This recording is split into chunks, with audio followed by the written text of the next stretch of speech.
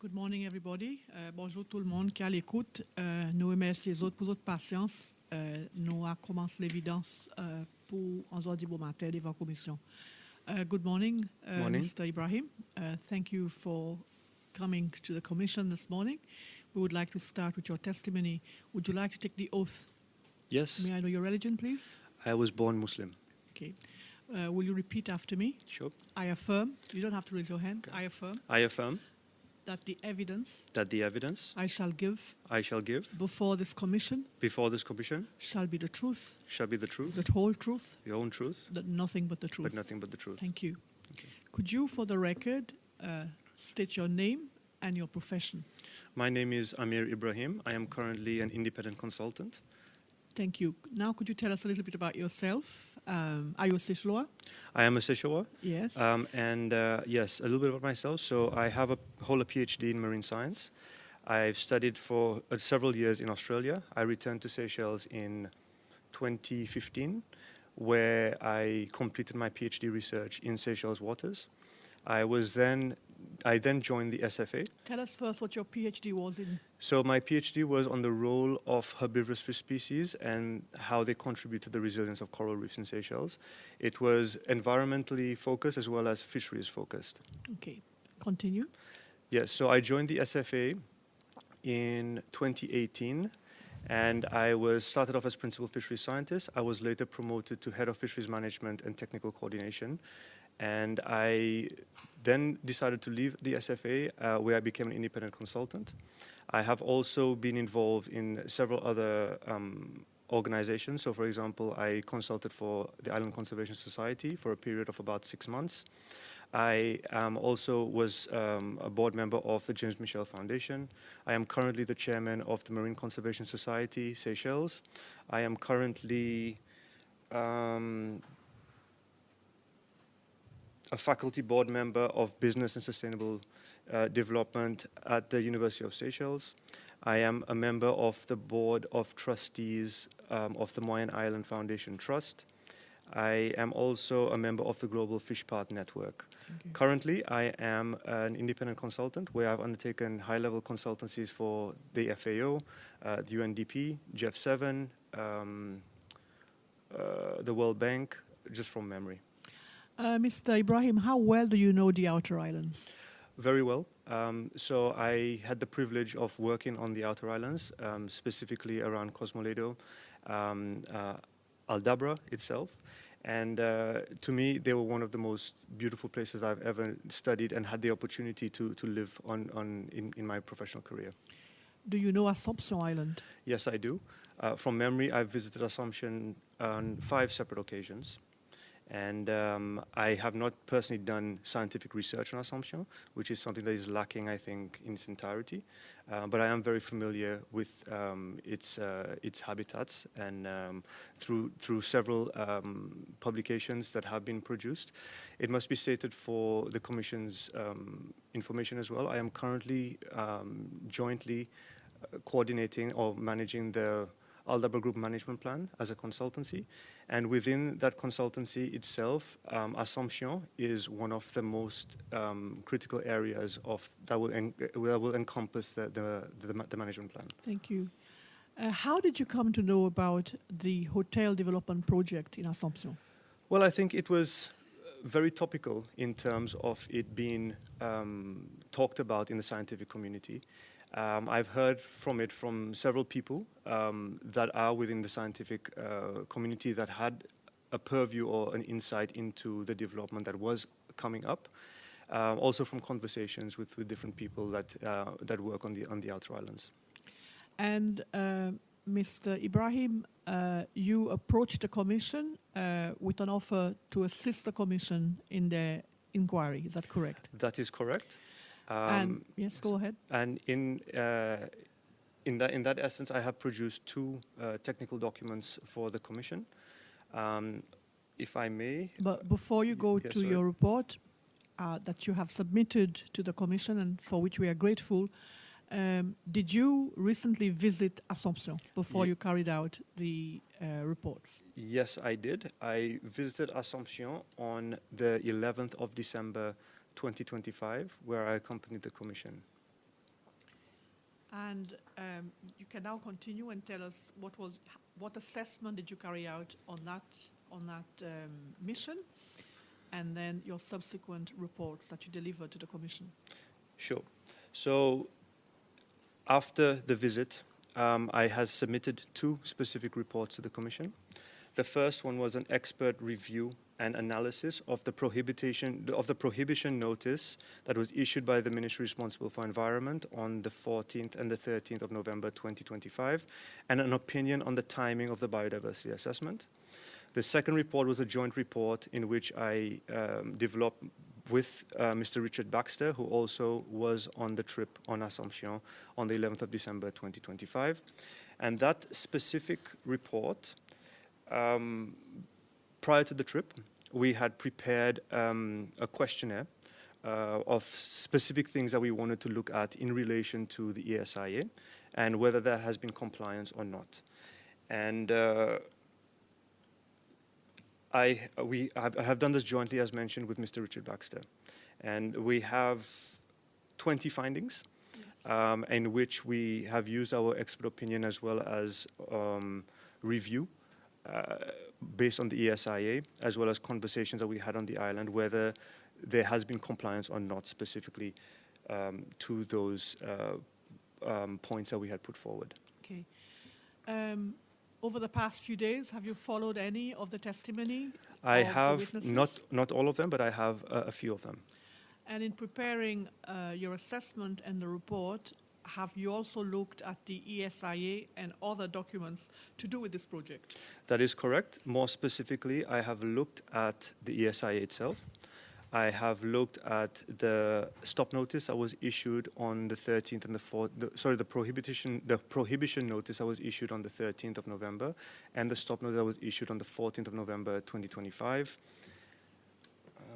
So if you would like to start with the joint report, sure, and perhaps go to the report and explain the main headings of that report and the contents, and then your recommendations or your findings. So the report is broken up, and if I may, into several sections. So there's an introduction which talks about the purpose and the mandate, spoke about the methodology of our day on Assomption, and the limitations. So the limitations are something that must be acknowledged in terms of the most relevant limitation was timing. Obviously, we would have liked a little bit more time on Assomption to do a little bit more comprehensive information gathering. I also go into talking about the regulatory context. Specifically here, I talk about what the prohibition notice and stop notice mention, as well as key aspects of the ESIA itself and with regards to the commitments. So within that, we highlight approximately 20 stipulations within the ESIA. I also go into our findings. Within the findings, there are about 20 findings, if I'm correct. Actually, no, there are more. There are 25 findings, okay, that we have commented on. I've also compiled a compliance summary at the end. And in another section, so we've given our expert opinion and recommendations. May I also ask you, in general, do you comment about positive findings as well as negative findings? Yes, we do. Okay, so could you start, please? On the findings? No, go to the report about okay, the main areas you have highlighted. Okay. You have given a summary of the contents. Now, please go through them. Okay. On 11th December 2025, we conducted a joint site visit to Assomption Island to assess current state of environmental compliance at the hotel development site. We undertook this visit pursuant of Article 3.5 of the Terms of Reference, which charges the Commission with investigating the environmental and ecological impact of the development on Assomption Island and its surrounding areas, with particular attention to the Aldabra Atoll UNESCO World Heritage Site. We have prepared this report on our own initiative in discharge of our responsibilities to the Commission.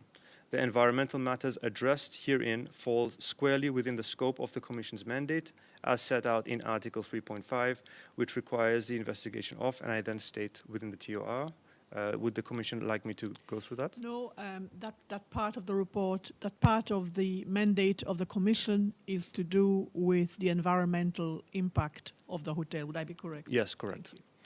If I look more specifically at our methodology, so we arrived on Assumption at approximately 10:50 a.m., where we were received by Mr. Koos Jordan, from my understanding is the project manager at the Island Development Company.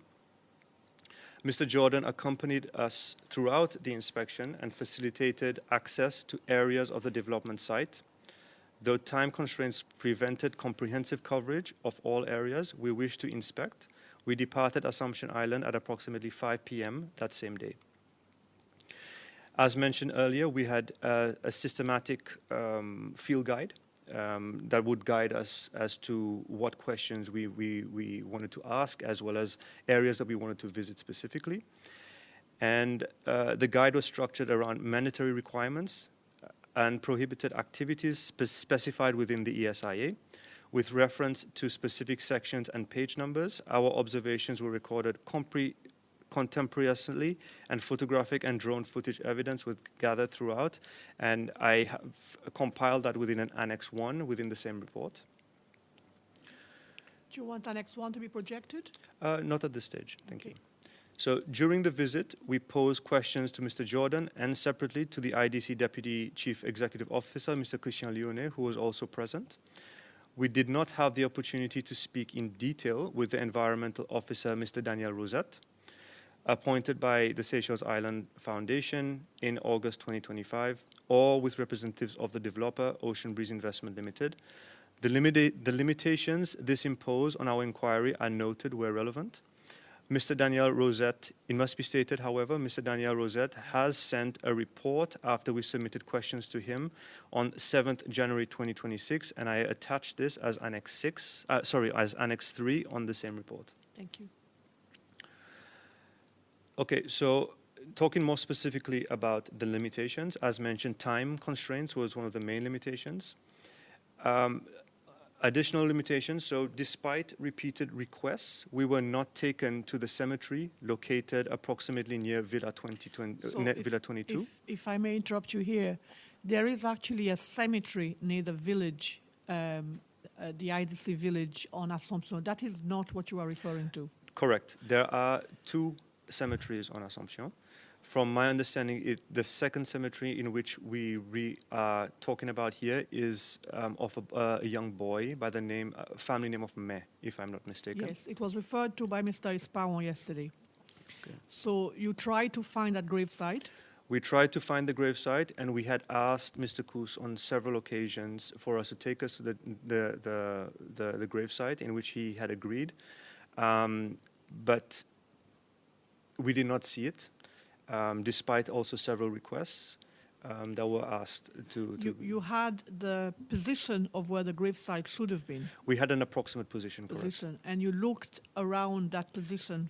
That is correct. What is around that position presently? There are a lot of shrubs, but also there is clearing for the villas, just in the foreground. Is there anything built in the vicinity of where the gravesite? Just the foundation of... Foundation of a villa? Yes, correct. And by foundation, you mean the pillars? That is correct. Okay, continue. Okay, so other limitations, we were unable to interview the environmental officer on site or representatives of the developer.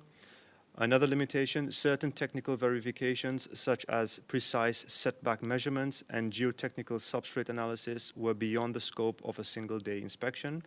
And finally, documentary evidence such as environmental monitoring records, inspection reports, survey results were not produced, despite requests.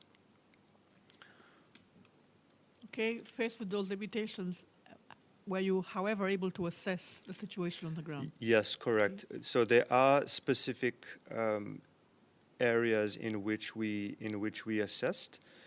And these are highlighted within the report, but also referenced to the specific page numbers within the ESIA. Does the Commission want me to talk about the regulatory context? Yes, please. Okay. Generally, if you could. Yes, okay. So the prohibition notice and stop notice were one of the key documents as well that guided us. So on 13th November 2025, the Ministry of Environment, Climate Change, Energy and Natural Resources issued a prohibition notice citing breaches of environmental authorization conditions. The notice prohibits continuation of works until specified remedial measures are completed and verified. On 14 November 2025, the Seychelles Planning Authority issued a stop notice requiring immediate cessation of all construction activities. The stop notice expressly references the prohibition notice and requires full compliance with its instructions. Point 4 of the stop notice specifically requires submission of a detailed planning application for the jetty, including an assessment of the potential impacts on the marine and coastal environment within 1 week of receipt. We note that a first stop notice was reportedly issued on the 15th of May 2025. It is unclear to us whether this earlier notice was enforced, why and when it may have been lifted, and by whom. This matter warrants investigation by the Commission. I then talk about the key ESI commitments. Does the Commission wish for me to go through them? Briefly. Okay. So we listed out the prohibited activities. I list a few here. So no construction within 40 meters of the high water mark, no construction on dunes or sandy plateau, no soil importation to Assomption, no exotic or non-native species for landscaping, avoid backfilling of sinkholes, no machinery or equipment on dunes, no construction at night, daytime hours only, no transit visits through Assomption to Aldabra during 18th-month construction period, mandatory requirements, quarantine facilities. So these mandatory requirements are specified within the ESIA, Section 6, and the EMP annexes. So quarantine facilities at jetty and airstrip entry points, manual site clearing only, no mechanical clearing, native plant nursery established on the island, tortoise underpass beneath the runway to maintain habitat connectivity, barriers around construction sites for fauna exclusion, vehicle speed limits enforced for tortoise protection, environmental officer appointments, incinerator for waste management, biosecurity management plan developed by SIF and recommended by SIF recommended experts. Pre-construction environmental safeguards, which is within the ESIA risk matrix. Ground penetrating radar survey to avoid karst habitat areas. Hydrological assessment to ensure construction does not impact island hydrology. A bat sensors to identify roosts and position buildings accordingly. Marine survey for the jetty extension area with coral relocation. Paleontologist assessment to document fossils found during construction. Now these, if yes. I just may ask you, these were all the conditions that were imposed? Correct, within the ESIA. Within the ESIA. And some of these go even further than what might be perhaps specified by the ministry. That is from the ESIA, or is it from the all of these from the planning regulations? All of these. From the planning conditions that were imposed when the planning was granted. Okay, so all of them are taken from the ESIA. There is also reference to the annexes within the ESIA, as well as the risk matrix within the ESIA. Okay. So if the Commission may allow me, I can go through our findings. Please. Compliance with the stop notice, our first finding. At the time of our visit, construction activities had ceased in compliance with the stop notice issued on the 14th of November 2025. No workers were observed actively engaged in construction. Mr. Jordan confirmed that working hours prior to the stop notice were between 7 a.m. and 5 p.m., and that although the developer had requested an extension of working hours into the night, this had not been approved. We note that this is a positive finding regarding compliance with the prohibition on nighttime construction.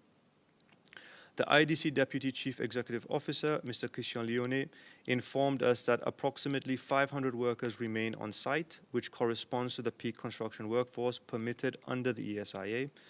The environmental impacts for work completed prior to the stop notice remain evident throughout the site. Environmental governance, our first finding. Environmental officer has been appointed. The ESIA requires appointment of an environmental officer.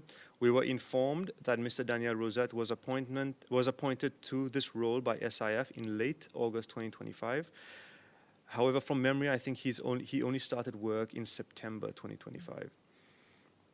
We were unable to interview the environmental officer during our visit and therefore could not verify the scope of his mandate, the frequency of his inspections, or whether he has prepared any inspection reports documenting compliance or non-compliance. The Commission should request all environmental officer inspection reports. It must be noted, as mentioned before, Mr. Daniel Rosette sent us a report after we submitted questions to him specifically received on January 7th, 2026 and attached as Annex 3 to our joint report. Our second finding, biosecurity management plan. The ESIA requires development of a biosecurity management plan by SIF recommended experts, and I quote the specific page number as well as section number within the ESIA where it states that. We were informed that a plan was developed by Mr. Pete Corson and that SIF is currently, or to my knowledge, has finalized an audit of the plan. The plan was not provided to us before or during our visit and cannot comment on its adequacy. The Commission should obtain both the biosecurity management plan and the SIF audit report. Number 3, biosecurity. Our finding, no quarantine facilities for construction material. The ESIA requires quarantine facilities at entry points, including the jetty and airstrip. And I quote the section within the ESIA, as well as the page number. Neither facility exists. This was confirmed by both Mr. Jordan and the IDC Deputy Chief Executive Officer. When questioned about biosecurity measures for incoming materials and equipment, the IDC Deputy Chief Executive Officer stated that implementing quarantine procedures was impossible, given the volume of equipment being used. This represents, in our opinion, a fundamental breach of biosecurity commitments made to protect both Assomption and the nearby Aldabra UNESCO World Heritage Site. Finding number 4, no biosecurity screening observed. It must be stated, our personal belongings and shoes were inspected prior to departure and upon arrival on Assomption. However, we observed no biosecurity screening, inspection protocols, or fumigation facilities for incoming construction materials specifically, and quarantine protocols. And I state where within the ESIA it states this.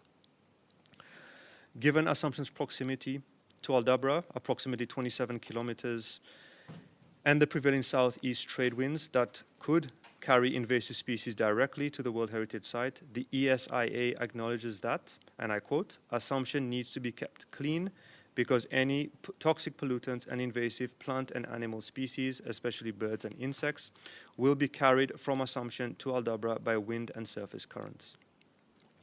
Finding number 5, and it must be stated that this is a positive finding, no soil importation. The ESIA prohibits importation of soil to Assumption, and I state within the report the section number as well as page number. We were informed by IDC that a request for soil importation was made by the developer, but was not approved by the relevant authorities.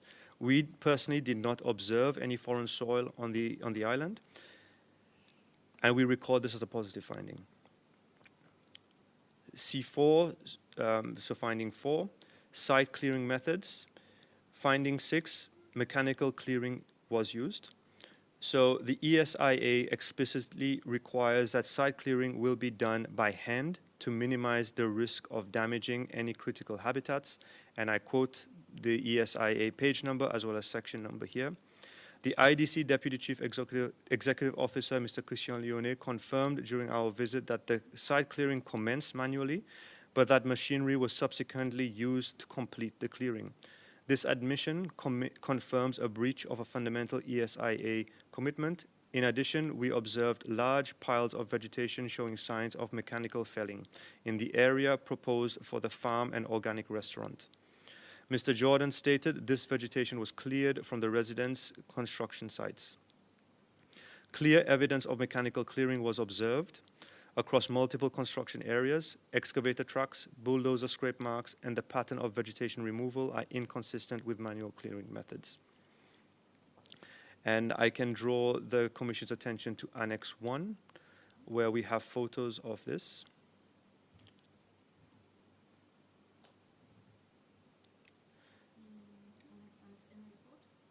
Correct.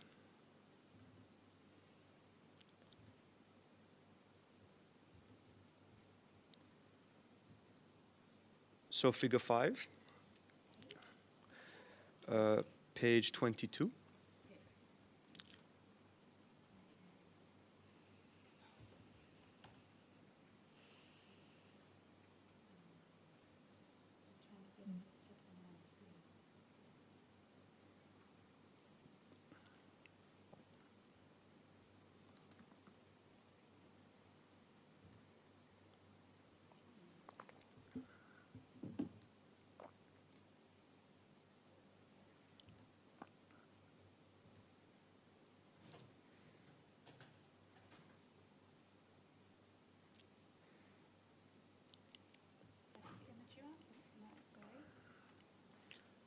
Yes, correct. So figure 5 as well as figure 6 at the bottom. As well as... So, excuse me, just a minute. Thank you. That better? Thank you. Thank you.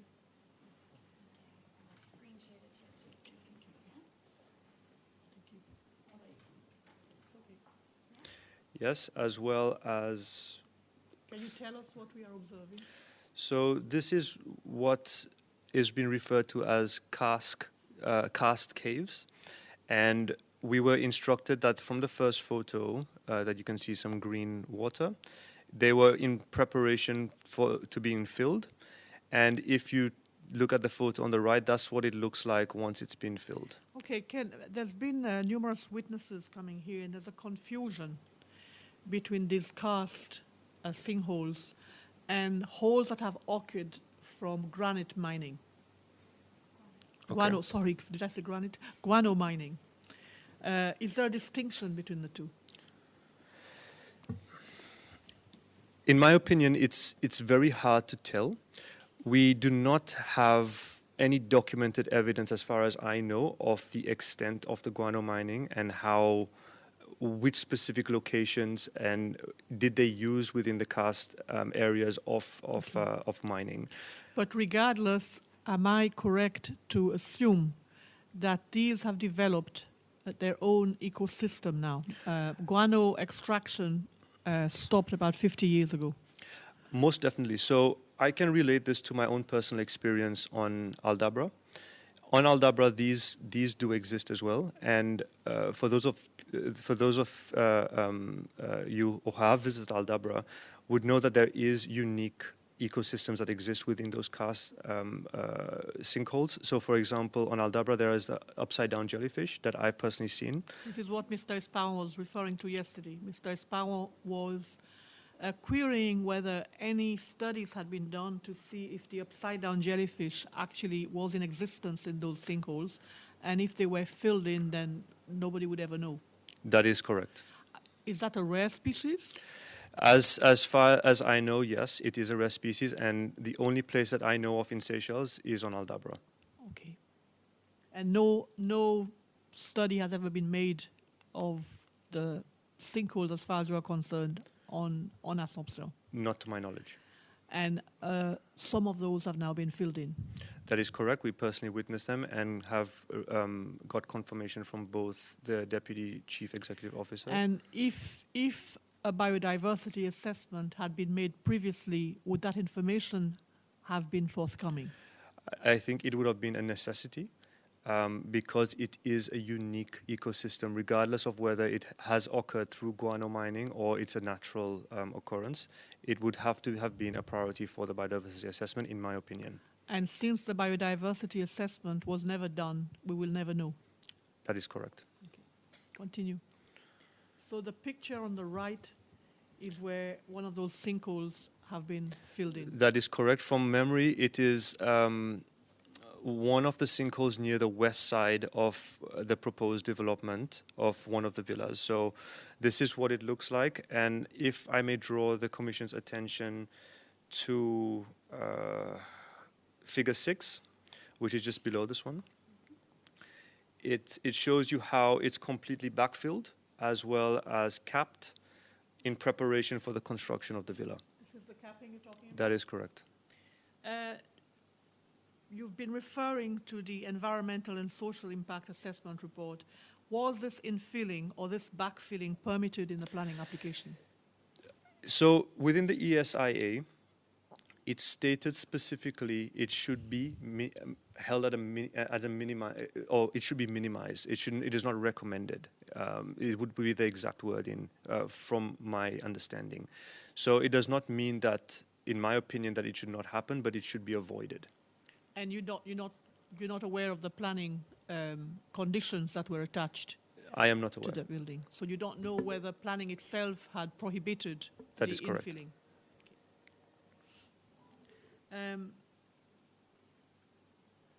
You saw where the buildings were being made. Was the filling of those sinkholes necessary for the building of the villas? In my professional opinion, I really think that the development should have happened around natural or occurrences that happen on Assumption, either through guano mining. It should have not been the other way around, where it was a site marked for the villa, and so we need to fill that area in. So when they were pegging out for the villas, they should have taken into account any sinkholes that were in the vicinity. In my professional opinion, And yes. they should have sited the villas away from those sinkholes. That is correct. And also that would have been confirmed through a hydrology survey, as well as a radar survey to be done, because in my professional opinion, we do not know the impact that this is causing on Assumption. There could be significant impact in terms of its geology that we do not have, as far as I know, any information about in terms of where those villas have been placed specifically. Okay. What kind of impact on geology would you be referring to? So Assumption is a raised atoll. So Like Aldabra? yes, correct. So any sort of activity or weight being put on the island may have a direct consequence of it maybe possibly cracking, or areas where it could be sinking.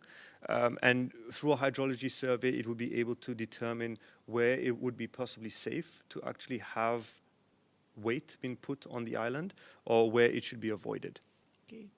And you observed that a considerable, well, perhaps most of the backhouse for the workers had already been constructed. And That is correct. And these are entirely made of concrete, Yes, which is a heavy structure. that is correct. And you think that may have an impact on the geology I of this raised I cast? personally think so. Okay. And no studies had been done to that. To my knowledge, no. So we don't know whether that raised coral island can bear the weight of that concrete structure, or those numerous concrete structures. Yes, in my opinion, yes. Who would be able to assess the impact of the weight of the concrete structure I to would the cast limestone that's there? I would possibly say a geological expert, Not a civil engineer. not a No. civil engineer. Okay, thank you. Thank you. Sorry to interrupt you. Not a problem sorry at to all. interrupt your train of thoughts. Please continue. Thank you. So if I may go back to the report on the top, I'm just reading out now. So You can read it. finding number 7, native plant nursery not established.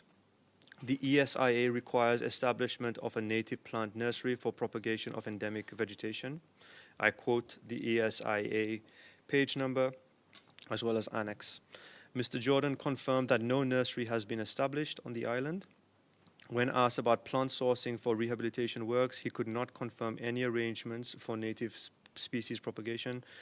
This omission, in our opinion, compromises the rehabilitation commitments made in the ESIA, especially regarding recommendations from CETER 2023 to translocate or propagate rare plant species found on Assomption. Could you please explain that a little bit? Why is a nursery important? Assomption is a very unique habitat.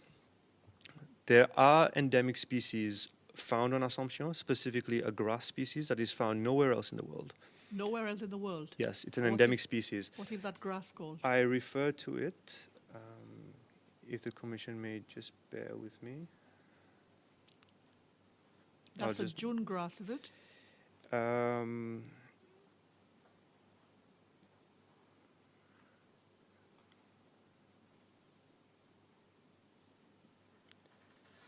That's correct. It is a June grass. I have the scientific name listed somewhere. Oh, yes, so it's Panicum assumptionis. So the Latin name actually carries the name of Assomption. That is correct. It only grows on Assomption. Only from my knowledge, yes. Okay. Continue. So you're talking about the necessity of that nursery. And That is correct. And also, you know, the area is unique in the sense that there are dwarf shrubs, and these are unique to specific locations around the outer islands. And so, in my opinion, it is a necessity to rehabilitate these flora,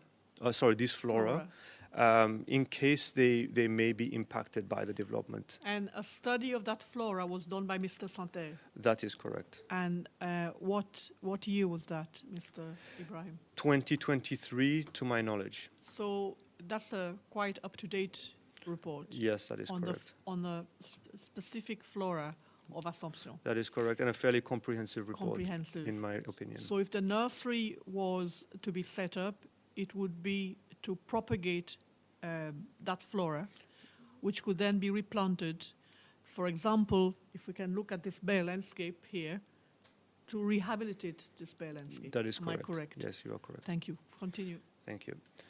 So finding number 8, sisal. Sorry, just to go back Sorry. about, I think you mentioned a dwarf shrub as well. Could you talk about Yes, that? so there is a few dwarf shrubs. I just want to see if within the annex we do have a photo of that.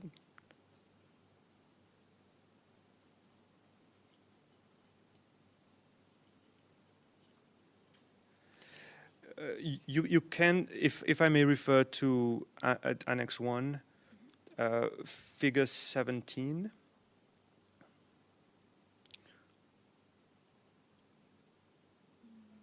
Yes, so that, sorry, Figure 8. Yes, sorry, Figure 8. That gives you an example of what I'm talking about here. Okay.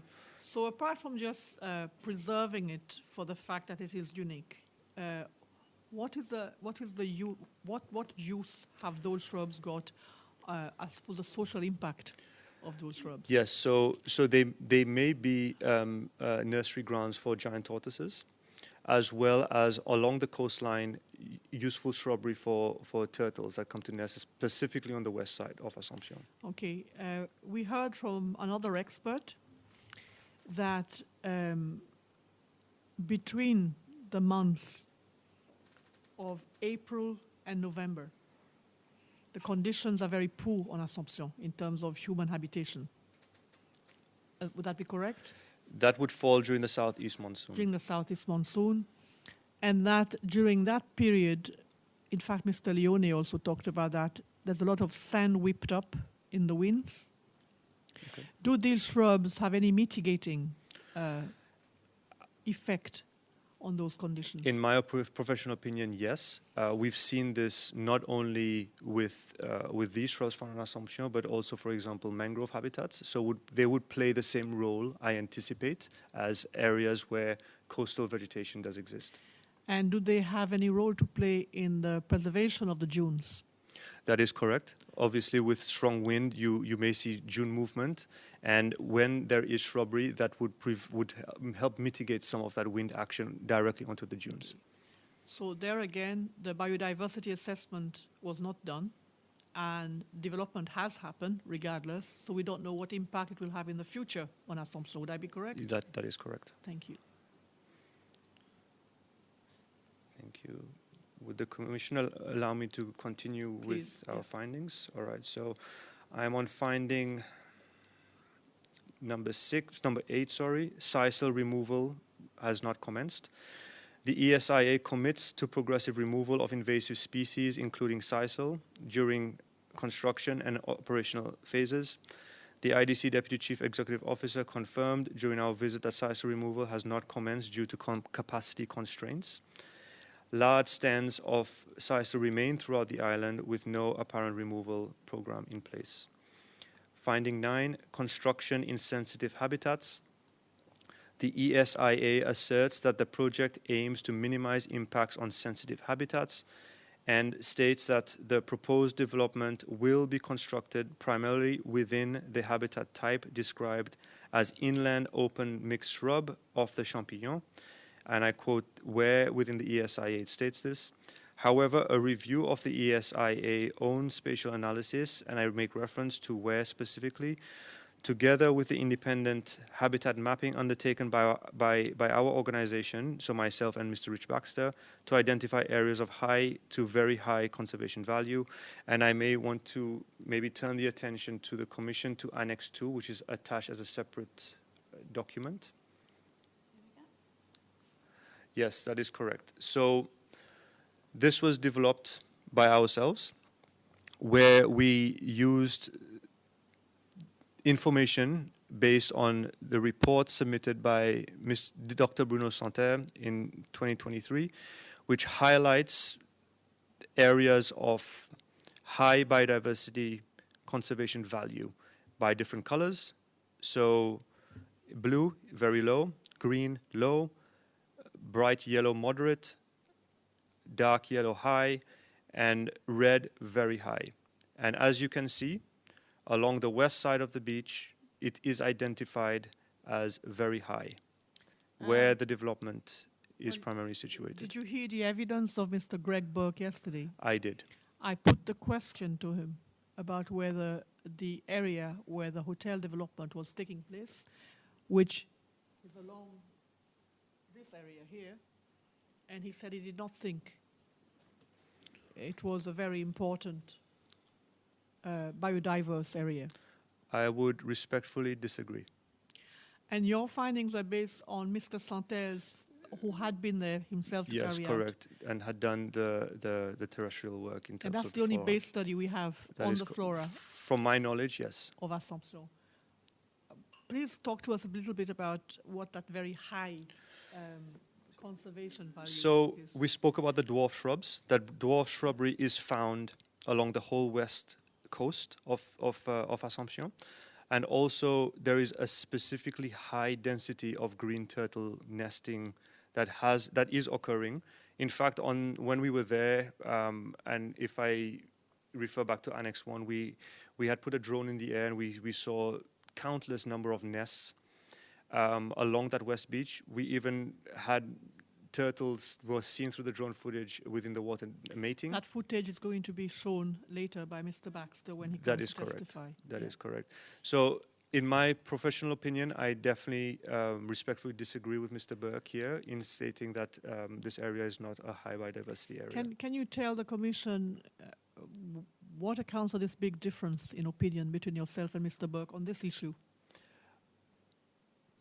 I cannot state specifically why Mr. Burke would think that it is not an area of high biodiversity, but we have used scientific evidence here to base our claim that it is, Okay. based on the report by Santerre in 2023. Thank you. You may continue. Thank you.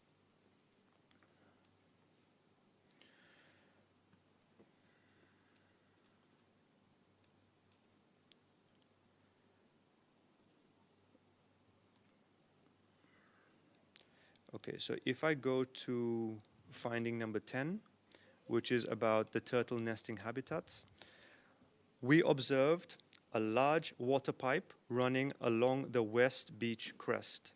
And That's the area highlighted in red That here is where the correct. arrow is, yes? And it is very apparent, I know in the report I've quoted Annex 1, so we've also had Mr. Daniel Rosat take photos. And may I draw the Commission's attention to Annex 3.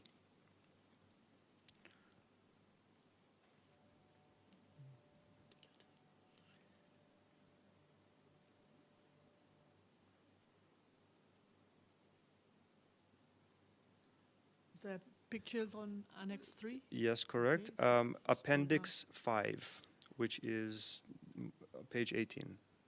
Yeah, keep going.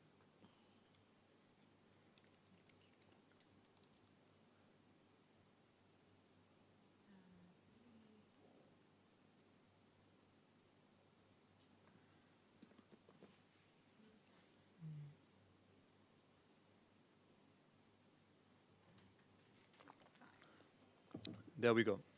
So if you continue scrolling, there are several photos of this water pipe, and we can confirm it runs throughout the whole. This is what you're referring Yes, to? correct. That runs along the whole west side of the beach. So you observed that yourself? We did personally observe that. Could you tell us the width of this pipe roughly, the height of the pipe roughly?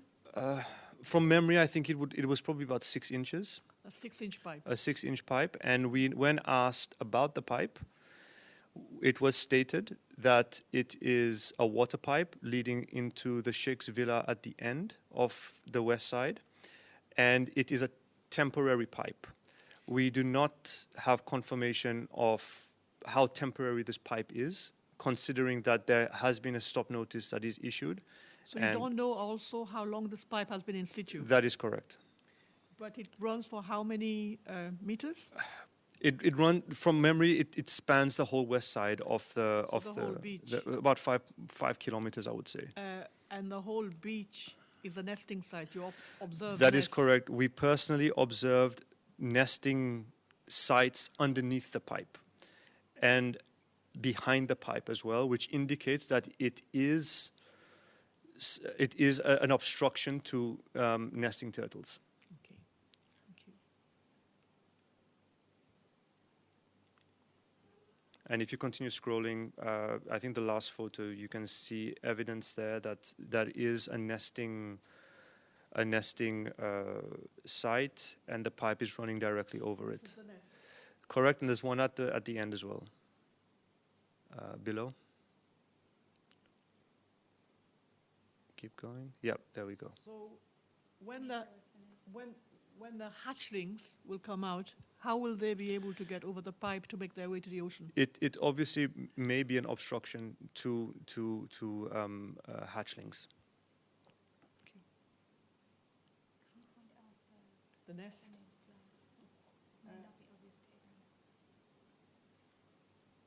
I'm actually confused as well. Amir, can you point the next Where one? is the nest? So wherever there is a dip, so where you see the pipe, the pipe dipping, correct, and also where the pipe is. Yeah. Yes, So there would be eggs beneath that, well, in the hole, and covered over, and between the nest and the ocean runs the pipe. that is correct. And it must be stated for the record that this, in our observation, was less than 20 meters from the high water mark. In some places, from memory, it was probably about 15 to 10 meters. As mentioned, it runs along the whole beach. And not only, I would say, hatchlings, but I do understand that you have an expert witness on turtles that will be coming in this afternoon.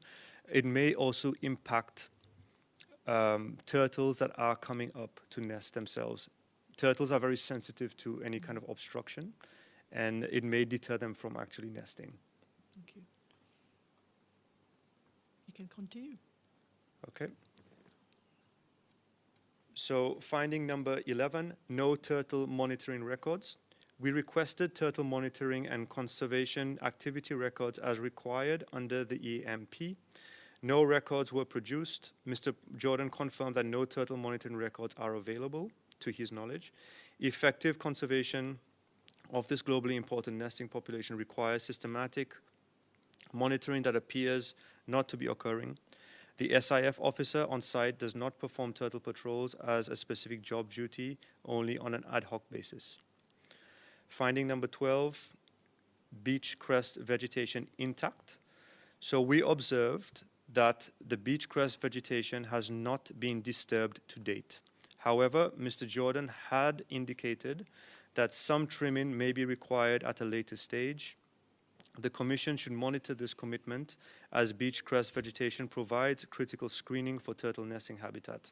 However, there was evidence of construction material discarded in a casuarina stand near Villa 33, which should be removed, and tire tracks from trucks on the beach crest were evident in some areas.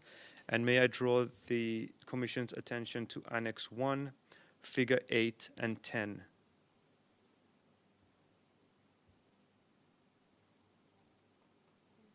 Yes, correct. You can see that there are clear tracks on the beach crest. Those ones? Correct. As well as Figure 10, which is an aerial view of Villa 33. The blue box indicates approximate area of a swimming pool. The yellow circle indicates electric fuse box and cables on Backshore Dune. The orange box indicates construction debris on Backshore Dune. That box. Yes, sorry. Yep. And the red line on Figure 12 indicates approximate high water mark for the 11th of December 2025. Turtle nesting tracks and nests can be seen on the beach crest.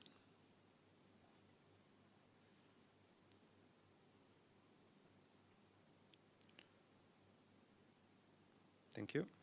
What is the yellow block there? Those are mechanical trucks.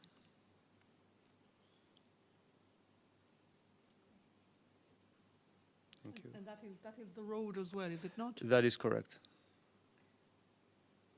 That's the coastal road. Yes, that is correct. Thank you. Okay, so finding 13,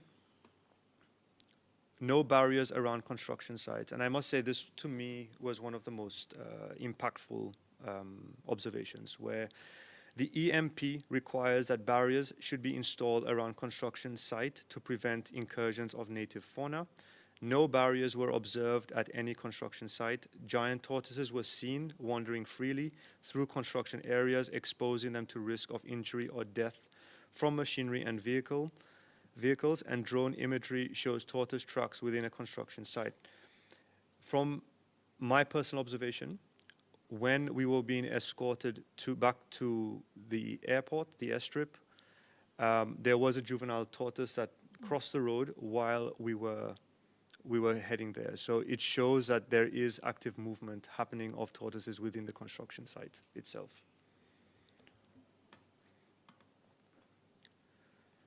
Finding 14, no tortoise underpass. The ESIA commits to install tortoise underpass underneath runway to maintain connectivity between the southwest part of the island and the remainder. No underpasses have been constructed. The runway now effectively bisects the island, creating a barrier to tortoise movement between population areas. We observed tortoises, including juveniles, crossing the roads used by heavy machinery with no protective measures in place. The SIF environmental officer informed us that he often walks or drives around to collect small tortoises from the roads, the building sites, and bring them to protected nursery areas until they are large enough to be released. Can I stop you there? Yes. Yesterday, when Mr. Burke was giving testimony, it became clear that when he carried out the SIA, the airport, the airstrip had already been extended and built. So when you talk about underpasses, that is now moot because there is no way they can build these underpasses. Am I correct? That is correct. What other mitigation measures can be taken apart from fencing to protect the fauna? I think there needs to be a census that is done as to understand how many giant tortoises are on the island, and possibly to relocate them in an area where there is no prescribed development to happen. Okay. That would safeguard any possible future injuries. It was confirmed to us verbally that there has been already one death. Well, that has the been Island, documented. Island Conservation Society say that it was them who actually set that image of Okay. the tortoise being injured, and that is just one tortoise that was injured to our knowledge. But we don't know if there have been more tortoises injured. That is correct. Also, from having a conversation with Mr. Kus on the island, he has confirmed that there is only one documented tortoise that has been killed. Okay, thank you. Finding 15, no speed limits, and this is confirmed through tortoise fatality and future risk. The ESIA requires speed limits to be enforced for all vehicles to reduce collision risk. And I draw reference to the specific location within the ESIA. We observe no speed limit signage anywhere on the island. No speed limits are enforced. Mr. Jordan confirmed that at least one tortoise has been fatally killed from vehicle collision and that has occurred during construction. We were particularly concerned to observe tortoises, including juveniles, present near construction sites and on the same roads used by heavy machinery and equipment. No safeguards are in place to prevent future fatalities. The endemic Aldabra giant tortoise population on Assumption represents significant conservation value that is being placed at risk. Clarification is required regarding the types and extent of vehicular transport proposed during the operational phase of the hotel. And why we state this, we have had two separate opinions here given. The first opinion, we had received inconsistent accounts in this regard. One IDC representative indicated that guest movement would be limited to electric buggies, while others advised that these high-paying guests would not be transported in buggies and would like their 4x4 luxury vehicles on the island when it is in operation, Especially air-conditioned ones. which would be more consistent with the substantial distances between hotel components. It has also been indicated that back of house staff would rely on pickup trucks to access villas and service areas, which is, for people that are not familiar with Assumption, it is fairly a distance away. Yes, Assumption is a very large island. That is correct. The scale and nature of this vehicular activity have not been adequately assessed, in our opinion, in the ESIA. Such levels of transport are likely to result in significant impacts on Assumption's fauna, including increased disturbance, heightened risk of vehicle-wildlife collision, and pollution from noise, dust, and emissions. These impacts require explicit assessment and mitigation measures to ensure compliance with environmental protection obligations. Finding number 16, Just bear with me for a minute. Did you yourself observe vehicles on the island? several, including a large bus. Did you notice license plates on these vehicles? I have been to Assumption on several occasions, and I have noticed number plates that have been changed based on my different visits. I can confirm when I visited Assumption in September 2025 that there were Qatari number plates on some of the vehicles. And when I observed that same vehicle this time around, the number plates have been changed. So you don't know whether these have been licensed by the Seychelles Licensing Authority? I would not know. Thank you. Finding 16, bat census not conducted. The ESIA requires a bat census to identify roosts and position buildings accordingly. Tell us about the bats. What type of bats are in Assumption? So Assumption may have bats that are unique to the island. From memory, I do not remember the scientific name of them, but people have identified them living within the caves, especially the large caves. And what makes it so vulnerable is that there are very few places in Seychelles that have species of bats to that nature living in such an area, such as Assumption. And so it would obviously be a critical aspect to understand where those bats are living, how many bats are on the island, a little bit about their biology, what are they eating, to ensure that they have foraging space, they have a safeguarded environment, as well as a nursery ground for them, for that species.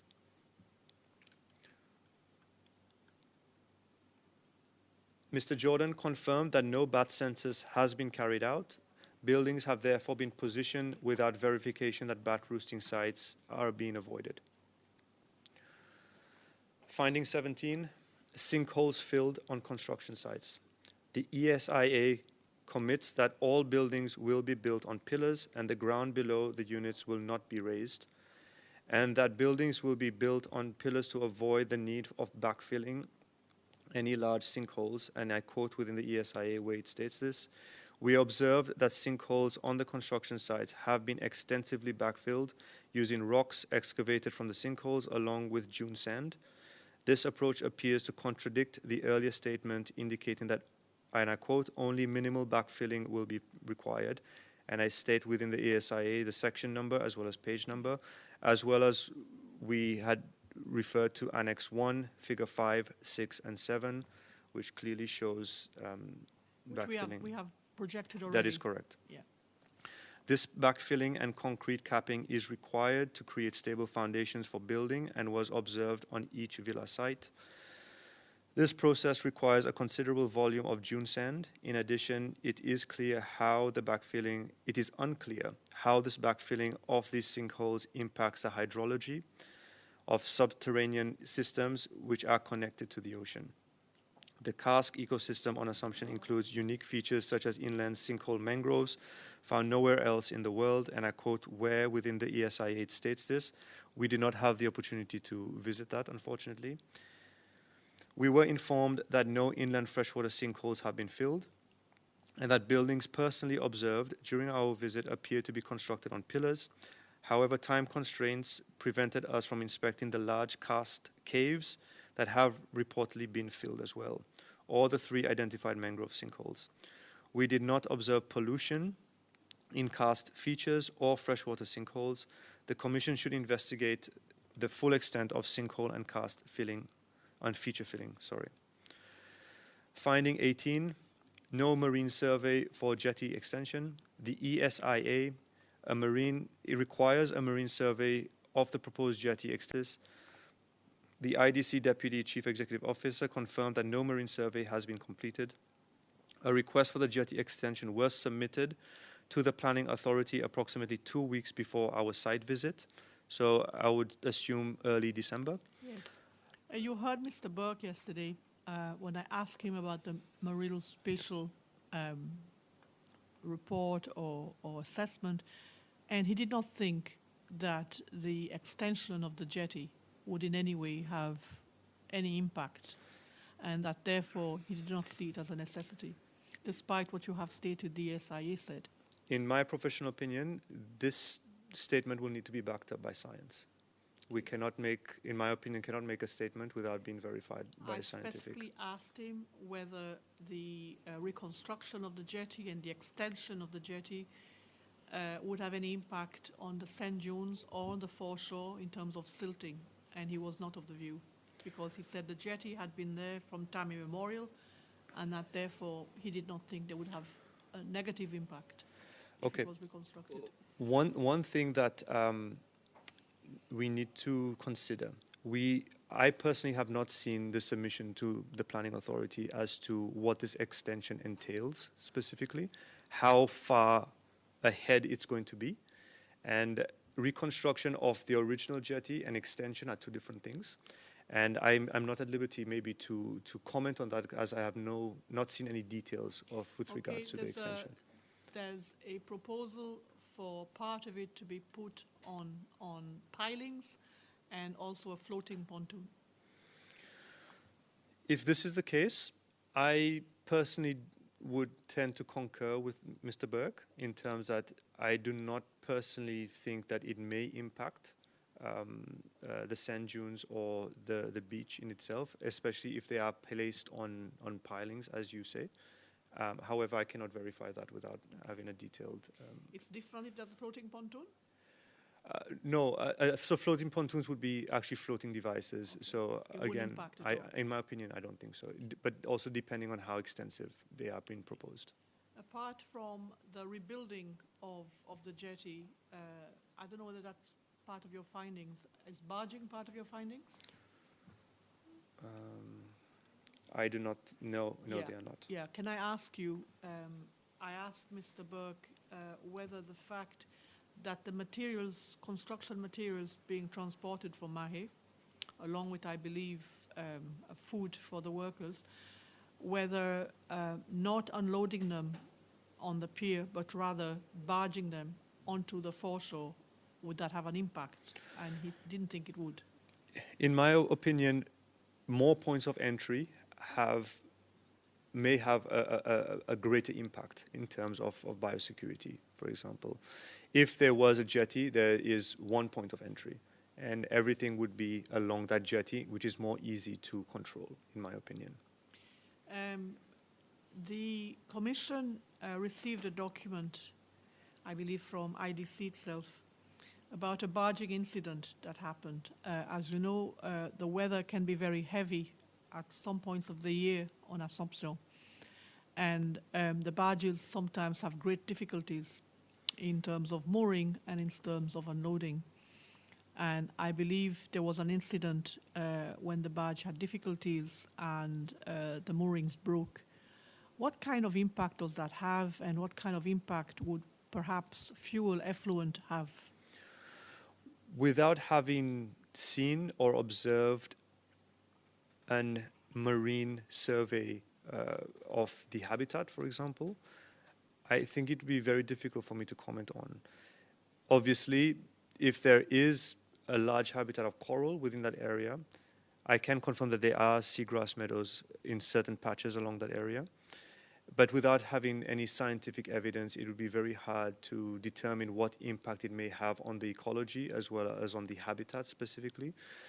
But obviously, if there is oil spilling, for example, it will have impact, no doubt. And it must be stated that that jetty is found along the west side of Assomption and has been documented as one of the most important nesting sites for green turtles in Seychelles. Well, I wouldn't even say in Seychelles, in the whole of the Western Indian Ocean region.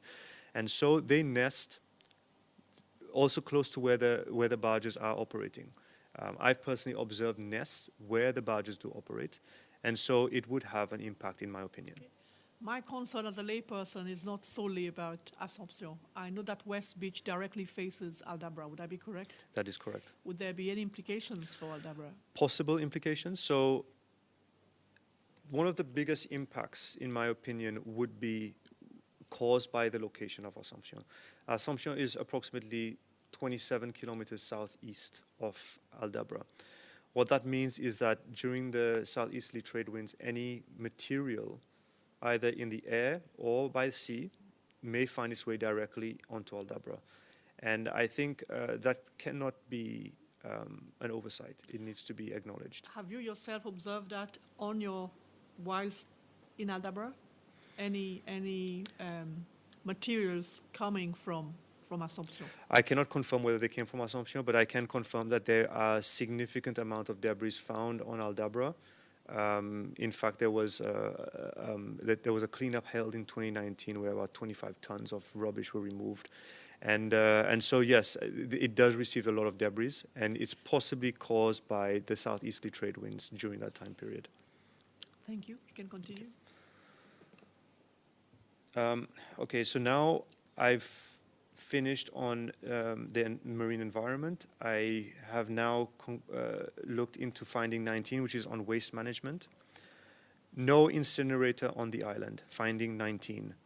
The ESIA specifies the use of a high temperature macro burn incinerator, and I quote which specification, for non-compostable waste, and I say where within the ESIA it states this. Mr. Jordan confirmed that no incinerator is present on the island. We could not determine how non-organic waste is currently being managed. Finding 20, waste management infrastructure inspected. We visited the waste management infrastructure near the IDC village. No irregularities were identified at this location, in our opinion. Regarding sewage handling, we made observations and noted no irregularities. We were informed that all equipment for the containerized sewage treatment plant is in the country, but we did not have time to inspect the containerized STP for the construction camp or the desalination brine discharge system. The proposed wastewater system involves extensive trenching and multiple pumping stations, increasing the risk of leaks, particularly in areas with sinkholes that are often connected to groundwater and to the open ocean. We were informed that the grey water from that was being used in toilet facilities on the island. I can confirm that we did have this conversation with Mr. Koos and confirm that there is no grey water that is being used. That was from a conversation that we had with him. Building placement, finding 21, setback compliance, and I must say this is only visual inspection only. The ESIA requires a minimum of 40 meters setback from the high water mark for all structures, and I quote within the ESIA, the section and the page number. We did not conduct precise measurements, but from visual observations, no buildings appear to be within 40 meters of the high water mark, and we've seen through the annex where the buildings are. However, the water pipe, which we spoke about, running along the West Beach is clearly within 20 meters of the high water mark. The Commission should request a verification document from the Planning Authority, including setback measurement records. In this context, the use of the high water mark as a primary reference for setback determination is not considered appropriate, given the presence of extensive and critical turtle nesting habitat between the high water mark and the proposed construction areas. Based on visual inspection, the setback could have been located further inland to avoid proximity to nesting sites and areas of high conservation value. Additionally, the current master plan raises concern regarding the proposed resort village, which indicates development on the beach crest at distances less than 20 meters from the high water mark. And this is stated within the ESIA Annex 5, page 65. Finding 22, potential villa development on sandy substrate. The ESIA requires all construction to occur on the karst platform with no development on the sandy plateau or dunes. And I quote within the ESIA, the section number, the page number. We observed what appeared to be villa development earmarked on sandy areas rather than the karst platform. Photographic evidence captured, Annex 1, Figure 10, 11, and 12. Definitive determination would require geotechnical assessment beyond the scope of this visit, but this observation warrants further investigation. So there is, if I may just point the attention to the Commission,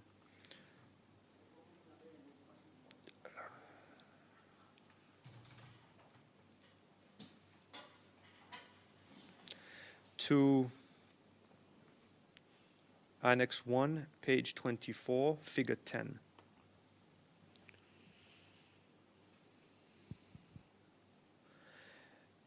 We were told during the visit the area in blue is a proposed infinity pool that is to be built, which has not yet been constructed.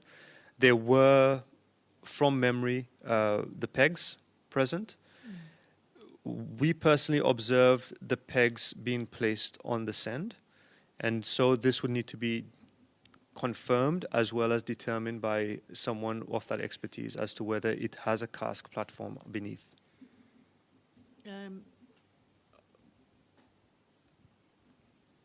I think it's very hard for people who haven't been there to gauge the scale of this. Could you give, maybe for the people who are looking at this, try and explain to them the size of this structure? If I can describe it in one word, I would say overwhelming. Overwhelming. I would describe it as a concrete jungle. In my opinion, there is nothing eco about this development. It seems to me, well, in my opinion, it seems like it's a village, a high-rise village where you just see concrete all over the place. And this is one villa. This is just one villa, and from memory, I think it is the Sheikh's villa. If I'm not. Villa. Could you give them maybe a ballpark estimate of the size of it? It is currently bigger than my house. I don't know the size of your house.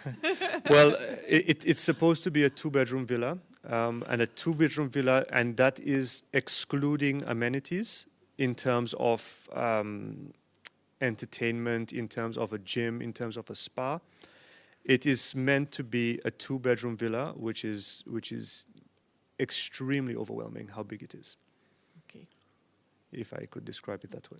Trying to think of a similar building in Victoria or in Seychelles to give an idea of the extent, how sprawling the villa is. If we look at the extent of the beach that it spans, we don't have anything to scale on the. So yes, so if we say it is 40 meters from the villa to the foreshore or to the sea, it's at least 40 meters. That is correct. We actually walked into the villa, and it did seem larger than 40 meters Okay. In length. in length. Okay. And whether Yes. people can see that in their heads, the length of a 40-meter villa. And the pool itself is about 20 meters. Yes, and that's correct. And from my understanding, it's going to span the length And of to the. be fair, the Sheikh's villa is the biggest structure. That is correct, but the others as well would be of similar size. I'm not sure if we The- have another. The other 36 villas. The other 36 villas. If you consider it this way, that the beach is 5.5 kilometers and there are 37 villas, so that gives you an idea. And they run all along that All beach. along, that's correct. All along that beach. And that's just the villas. We're not talking about the back of house. That is correct. There are several buildings as well with regards to entertainment areas, gyms, spas that are separate buildings, and this is only the villa. Yeah, and the From- back of from house, my understanding. the back of house would also have a cinema for the workers. That is and correct. A gym, a spa. Spa. That is yeah. correct. And from conversation on the island, it is going to be situated in the middle of the June area, on the east side. Continue.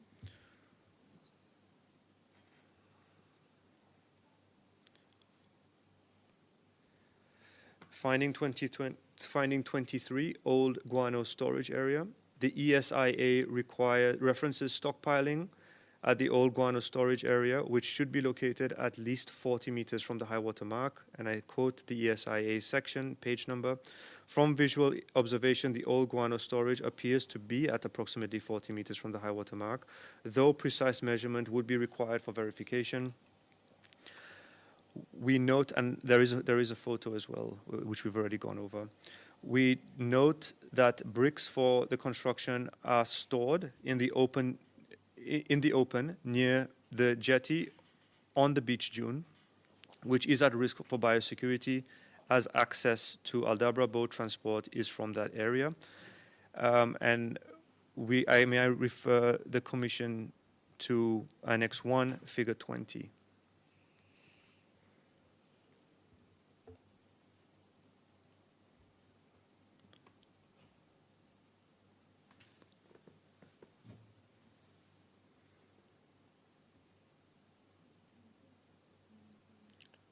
Yes. So these are the storage bricks in the staging area near the jetty and on the back of the beach crest.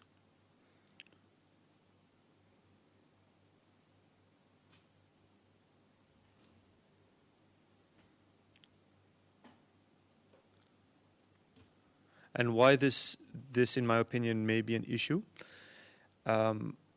If I may recall, I think it may have been Mr. Guy Esparon who stated that it does not take much for crazy ants, yellow crazy ants, to land on Assumption, but this could be a habitat in which they could possibly use, as well as this is the main area where the boat from Aldabra would come to collect people that are going to Aldabra. In fairness to IDC, they did say that Pestia was present to inspect all materials for Mahi. Would Okay. that be sufficient to address that issue? Within the ESIA, it states, I don't have the exact quotation, but there is a requirement for biosecurity to be had on the island, it was confirmed that this does not exist. We did not personally observe any of this as well. Thank you. Can the door be closed, please? Thank you. Continue. Okay. I'm almost done. Yes.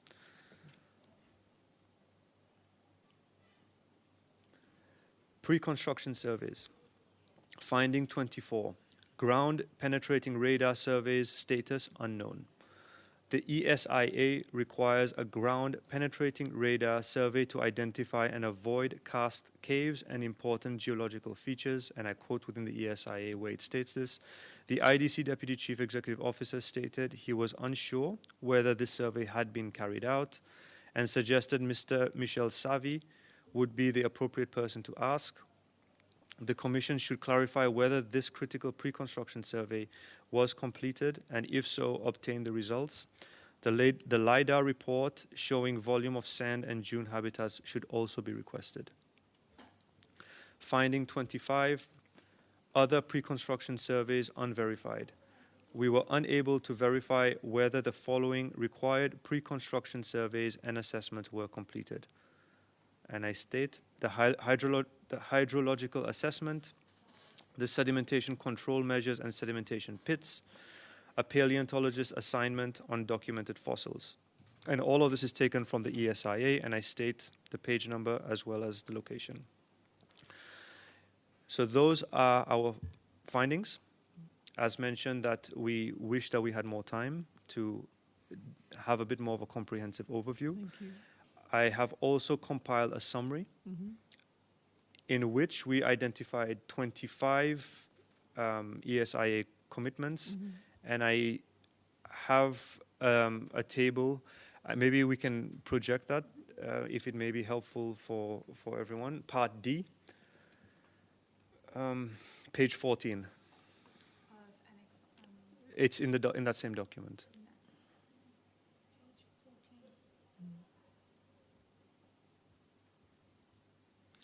Okay, so that is just a summary of what I've gone through. Okay. We have identified 25, 1, 2, 3, 4, 5, 6, 7, 8. Non-compliant issues. Sorry, 20 ESIA commitments. 12 of those are non-compliant, and this has either been confirmed, admitted, or observed, and I've stated where. Yeah.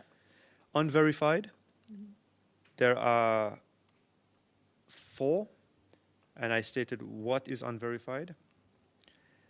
Compliant, environmental officer has been appointed, no soil importation, the beach crest vegetation is intact, and no night construction. So that was a summary of our findings. If the Commission may allow, we do have recommendations that I would maybe like to point out, or I'll be guided by you specifically. We can take cognizance of the recommendations moving forward. You also compile a separate report. I have. I've compiled a separate report. Could you tell us what additions are contained to this report? Okay. So this report was mainly done on the analysis of the prohibition notice by the Ministry of Environment that was issued on the 13th of November 2025, and the opinion of the biodiversity assessment.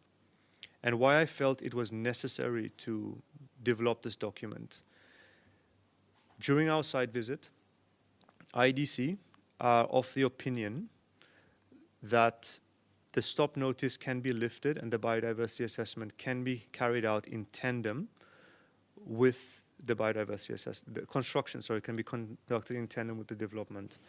And I have done a peer review on this, and I respectfully disagree with this. And that document was submitted to the Commission as justification with peer-reviewed referencing. Could you just very briefly tell us, I mean, this was also in the ESIA prepared by ICS, that is the correct. biodiversity assessment could be done in parallel with the construction work. So I think it's important for us to try and ascertain, because I pointedly asked whether this was best international practice, and I was said there was no international practice standards.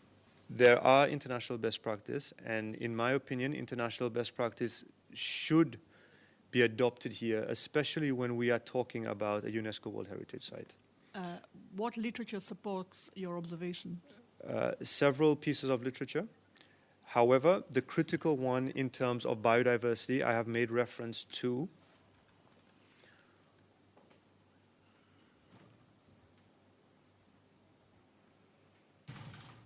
If you could indicate that for the record. yes. I have made reference to the International Finance Corporation. So if the Commission may allow, I can give a bit of background about why IFC has been recommended here. So the International Finance Corporation is a member of the World Bank Group and the largest global development institution focused on the private sector in emerging markets.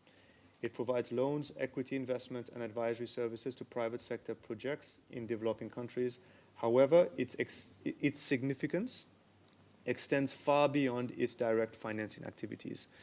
In 2006, the IFC developed a set of 8 performance standards on environmental and social sustainability, which were updated in 2012.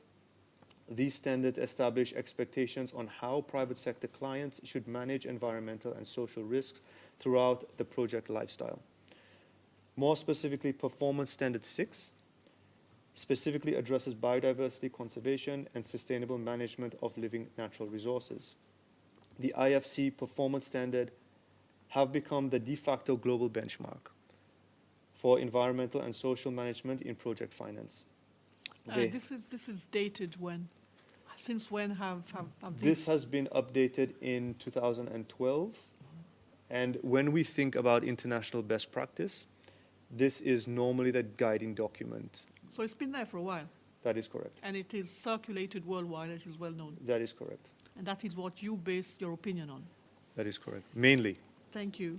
You are an EIA consultant. I am a registered EIA consultant in And Seychelles. So when the developers refuse to accept that this is the best practice that should guide the biodiversity assessment before construction, what do you think should have been the approach taken?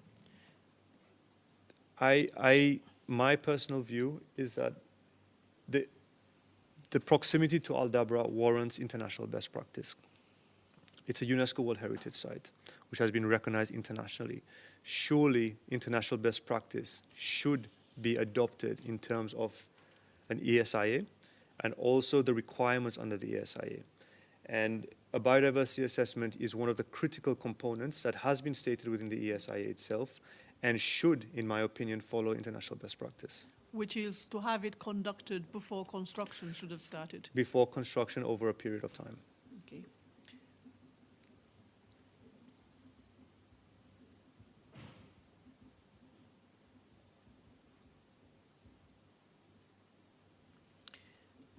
I also have to ask you, do you think that, and that has been raised by Mr. Burke yesterday, that it would actually be best if the planning department themselves appointed the ESIA consultant rather than the developer, as is the practice in Seychelles. Have you any views on that? I tend to agree. There is an issue with the ESIA process, and I wouldn't say it's only in Seychelles, it is globally, where it tends to favor the developer in terms of it being financed by the developer. It's very hard to find integrity in terms of having an ESIA be unbiased. And so I tend to agree to some limit in terms of having the planning authority, as stated by Mr. Burke, handle the ESIA process in terms of appointment. May I ask, and I suppose I may be wrong in making that parallel, because as a judge, I've often faced submissions being made by counsel saying this is my expert, and therefore the expert feels almost that they are indebted to the council who hired them to give an expert report. And the court has always been at pains to point out, no, your duty is to the court, it's not to the funder. In terms of ethical principles for consultants, is there a similar standard by the consultant? I can talk only from my personal integrity. For me, if I do undertake a project of a similar nature, my direct focus would be the environment. I cannot speak on behalf of another EIA consultant or someone that is doing work specifically in that area. It's very hard to understand human nature, in my opinion. Okay. And again, I mean, I'm not attacking the ICS, ESIA specifically, but I'm asking in general, when an ESIA is conducted, it is done so according to the terms of reference specified by planning. And sometimes the terms of reference do not pick up what was in the scoping exercise and in the scoping report. What should be the approach taken by the consultant then? It is a very difficult question to answer because obviously as a consultant you are bound by a TOR. I think the whole process in Seychelles needs to be looked at a little bit more carefully as to how ESIAs are carried out and what regulatory framework exists in terms of compliance. This is a fundamental flaw, in my opinion, with the current practice. That being said, there are international best practice for carrying out EIA. There is no template, but there are several guiding documents that exist on global best practice institutions that, in my opinion, should be adopted, especially when you're considering an area as unique and vulnerable as Assomption. And do you think that lacunae in the regulatory framework of Seychelles had a negative impact on what has happened in Assomption? In my honest opinion, I think that ICS has produced a very comprehensive ESIA. As Mr. Burke had put it yesterday, we would not be discussing issues of non-compliance if it wasn't that comprehensive. And so I commend ICS for a job that they've done a job well done in terms of the ESIA. However, there are always ways in which things can be improved. And as mentioned, adopting international best standards could have been adopted despite it not being stated within the TOR.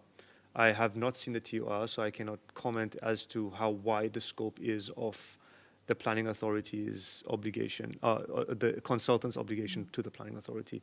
But yes, there are international best practice that does exist, and I really think that it should have been adopted within the ESIA itself, given the proximity of Aldabra.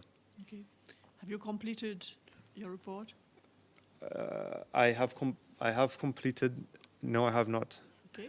Can you just briefly finish the report? Okay, so the joint report. No, your own report. You okay, had finished the joint report. I think you had moved on to your Okay. additional report. As mentioned, so this report was mainly done in consultation with international best practice, as well as reference to the prohibition notice. So, analysis of the grounds. So, number one would be the biosecurity concerns. The biosecurity requirements imposed on this development are not arbitrary administrative conditions. They reflect the scientific consensus on the management of development activities in proximity to sites of exceptional conservation value. Assomption Island lies approximately 27 kilometers from Aldabra Atoll, a UNESCO World Heritage Site inscribed in 1982 based on its outstanding universal value as one of the world's largest raised coral atolls and exceptional biodiversity, including populations of giant tortoises and endemic bird species. The UNESCO World Heritage Committee has consistently emphasized the importance of biosecurity measures for island World Heritage properties. In this state of conservation assessments for the Galapagos, for example, the committee has noted that the impacts of a dock facility development on biosecurity chains should be assessed prior to construction. and that construction of new dock facilities should proceed where biosecurity measures are inadequate. These principles apply in equal force, in my opinion, to the Aldabra region. I talk about a study that has been published in Biodiversity and Conservation in 2020, which examined invasive species management across 119 World Heritage sites globally and found that 12 sites, predominantly islands, had documented biosecurity measures in place. The authors concluded that biosecurity protocols are critically important for island systems and that the costs of failing to prevent introductions far exceed the costs of prevention. The failure to appoint biosecurity officers as required represents a material departure from both the conditions of approval and international best practice. Now, the biodiversity assessment requirement. The requirement for a biodiversity assessment is central to the regulatory framework governing this development. The notice of acceptance issued on the 3rd of September 2024 expressly required a full biodiversity assessment to take stock of current species on Assomption, determine current impact, and assess potential future impact. This was not a suggestion, in my opinion, or a recommendation. It was a condition precedent to the continuation of the development activities. The failure to conduct this assessment has been identified by the administrator, in this respect, the Ministry of Environment, as a material breach. In my professional opinion, this characterization is correct. The International Association for Impact Assessment, the leading global professional body in this field, has published best practice principles which state that long lead times are often needed to develop robust baselines and that without early engagement, it is often impossible to take an appropriate ecosystem approach. The Convention on Biological Diversity, which I must point out Seychelles has been a party to since 1992, has adopted voluntary guidelines on biodiversity inclusive impact assessment, which require that biodiversity considerations be integrated from the earliest stages of project planning. Assessment of remaining grounds. The remaining grounds identified in the prohibition notice are each individually significant, and from memory there are 7. The failure to provide alternative transport methods during the turtle nesting season represents a direct contravention of commitments made in the EIA report and exposes a protected species to unnecessary risk. The failure to establish a native plant nursery undermines the capacity to implement restoration measures that form part of the mitigation strategy. The absence of species reallocation details and a construction environment management plan means that construction has proceeded without safeguards that were conditions of approval. Taken together, these failures demonstrate a pattern of non-compliance with the environmental regulatory framework. The administrator's conclusion that this possesses an imminent risk of serious damage to the environment is, in my professional opinion, well-founded.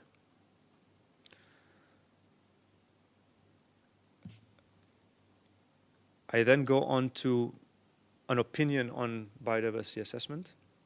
I understand that it has been suggested by certain parties that the prohibition notice might be lifted to permit construction to resume while the biodiversity assessment is conducted concurrently.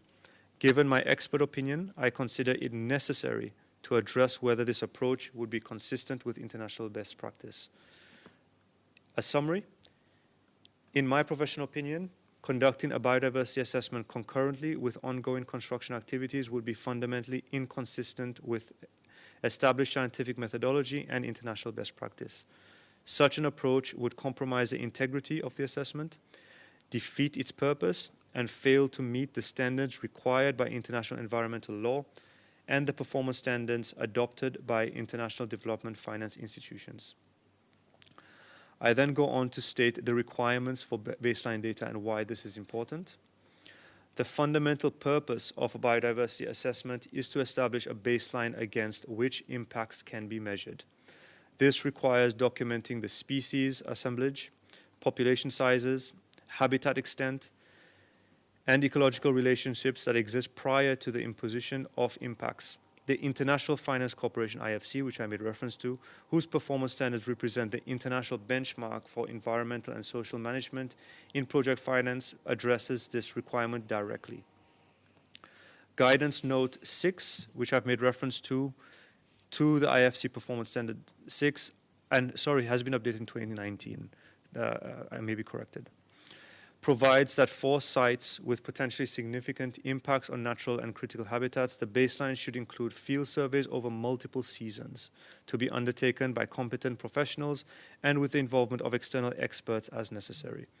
The guidance note further provides that field surveys and assessments should be recent and data should be acquired for the direct project footprint, including related and associated facilities, the project's area of influence, and potentially beyond. An assessment conducted while construction is going on cannot meet this standard.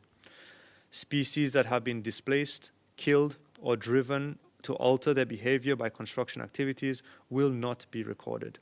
Habitats that have been cleared or modified cannot be documented in their pre-impact state. The result dataset would reflect conditions that have already been degraded by development rather than the baseline conditions that should inform impact assessment and mitigation design. I then make reference to a mitigation hierarchy.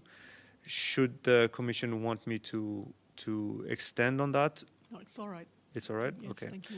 We'll take I it also into talk account. about a precautionary principle. Yeah. When there is a lack of data, how the precautionary principle should be applied in this respect. And this does not only relate to development, it relates to everything in nature, in my opinion.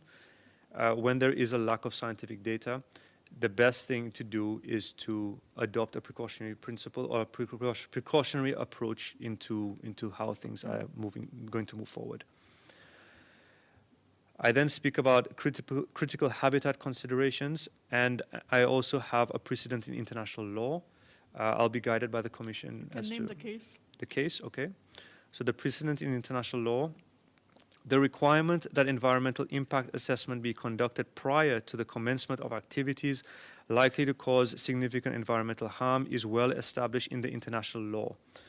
In the pulp mills on the River Uruguay case, decided by an International Court of Justice in 2010, the court affirmed that environmental impact assessment has achieved the status of a requirement under general international law, where there is a risk that a proposed activity may have a significant adverse impact in a transboundary context. And if I think of that, I think of Assomption and Aldabra. While that case concerned transboundary impacts, the underlying principle has broader application. The proximity of Assomption Island to Aldabra Atoll, a World Heritage Site, creates a situation analogous to transboundary impact. Actions taken on Assomption have the potential to affect the outstanding universal value of Aldabra through biosecurity pathways, and Seychelles has obligations under the World Heritage Convention to protect that value. I then draw the Commission's attention to my final conclusions. Based on my review of the materials and my professional expertise in marine conservation and environmental impact assessment, I have reached the following conclusions. First, the grounds cited in the prohibition notice issued by the Ministry of Environment are well-founded and consistent with international best practice.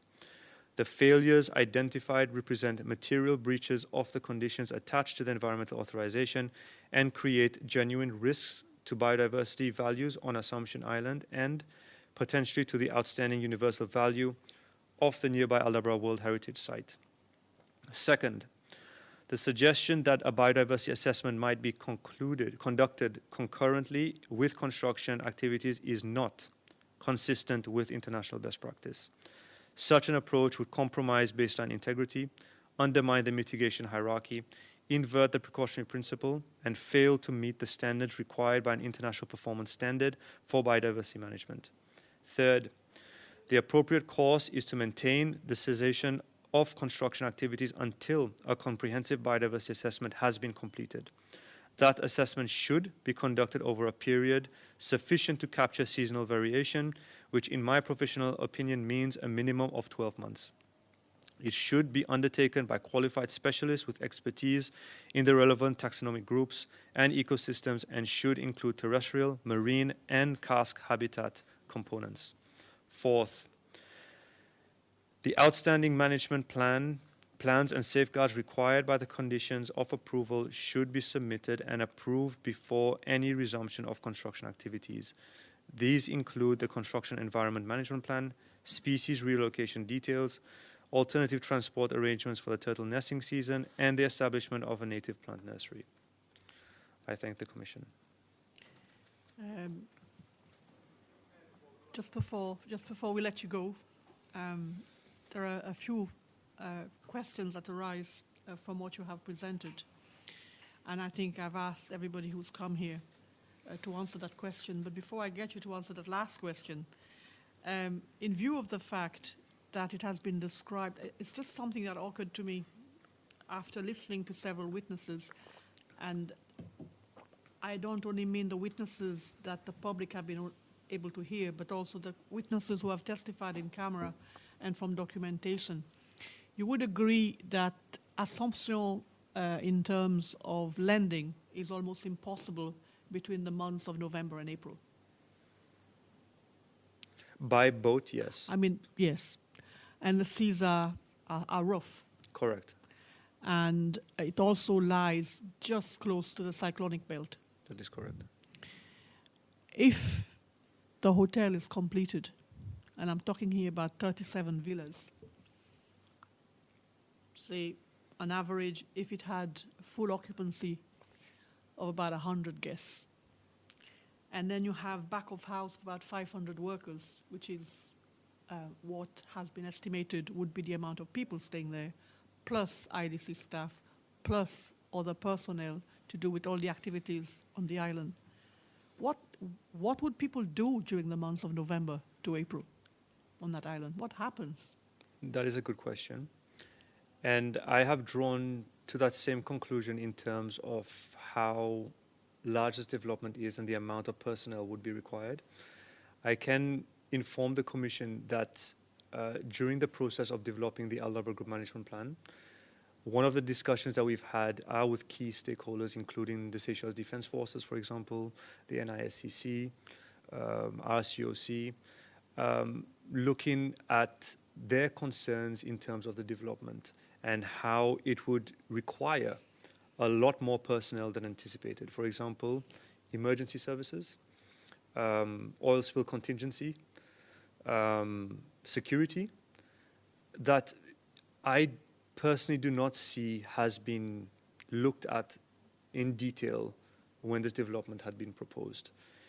I estimate that there would be over 1,000 people on the island should the hotel continue in its current proposal.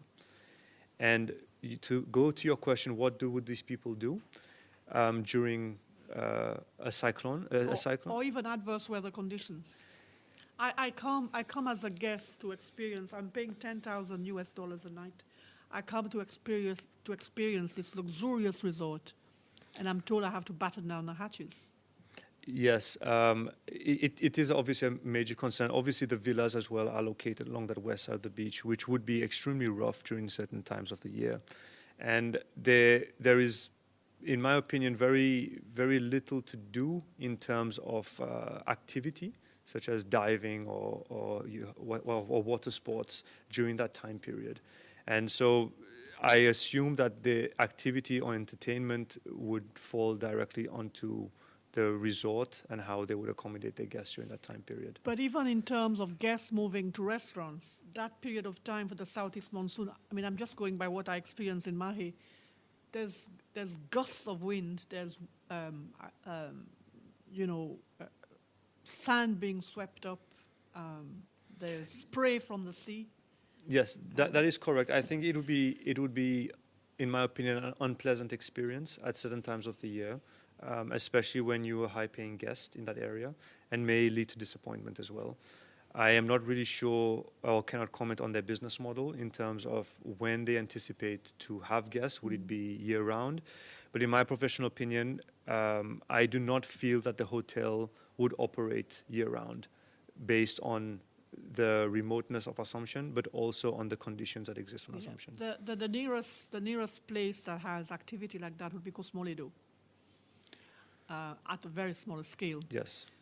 Is Cosmoledo open all year round for fishing or other such No, activities? it is not. Cosmoledo is open, from my understanding, from March until September. From March until no. Yes, it's open. It's open for a very small time period. Small window. where A they small can window, go. and that is also on other islands where, for example, Blue Safari do operate.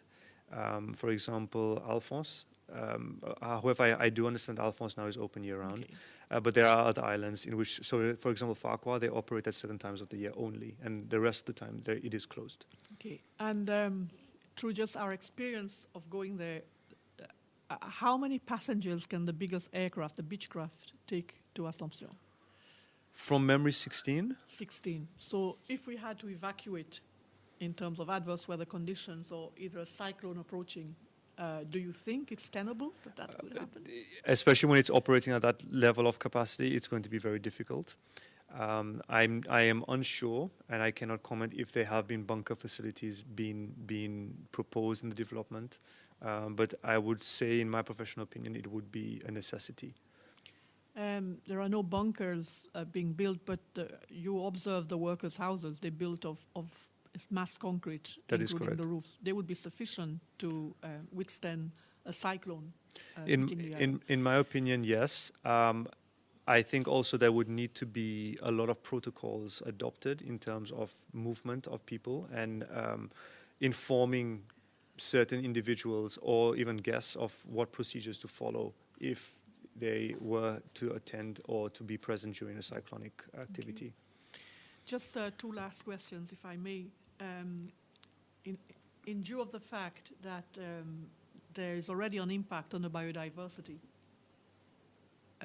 on Assomption, is it still necessary to do a full biodiversity assessment? Absolutely 100%. It does not excuse the fact that it was not done for us to ignore the fact that it should be done. We still need baseline data, and the baseline data should be captured to the best of our capacity with what we have present. Also, if the development has started, there is still a need to carry out a biodiversity assessment to stocktake, to understand what is on Assumption before it is too late. Okay. And this is my final question, which is the same question I've put to everybody. We are where we are. You observed the buildings. When you visited on the 11th of December, I am led to believe that the status quo is in place. How do we go forward if, for example, there is no further permission granted for the development? What is to be done with the buildings that exist there? Okay. If permission is granted for the hotel not to move forward, there are many things that, in my professional opinion, I would suggest. One, after doing the process or undertaking the process of doing the Aldabra Group Management Plan, I understand how important Assumption is, not only for security, not only for environment, not only in terms of science. There is a need to bring all relevant parties, officials, agencies, authorities to the table to discuss what needs to happen specifically with Assumption. It must be noted, so talking a little bit aside on ignoring the environmental aspects here. Many people may not be aware that one of our main transport routes is near Assumption. That is all oil tankers, petroleum, goods do pass through that channel that is between Assumption and Aldabra. I personally believe that there is a need to have safeguards in place because what we stand to protect may not be protected if there is an issue of emergency such as an oil spill. In terms of security, national security, as my conversations with the Seychelles Defense Forces, there is a lot of drug activity that happens, a lot of illegal fishing that has happened in that area as well.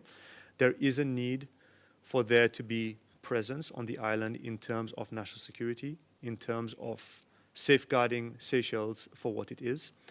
And that also extends to the environment. There is very little in terms of, I'm sure you've heard from a lot of testimony that there is very little studies of science that have been done around that area.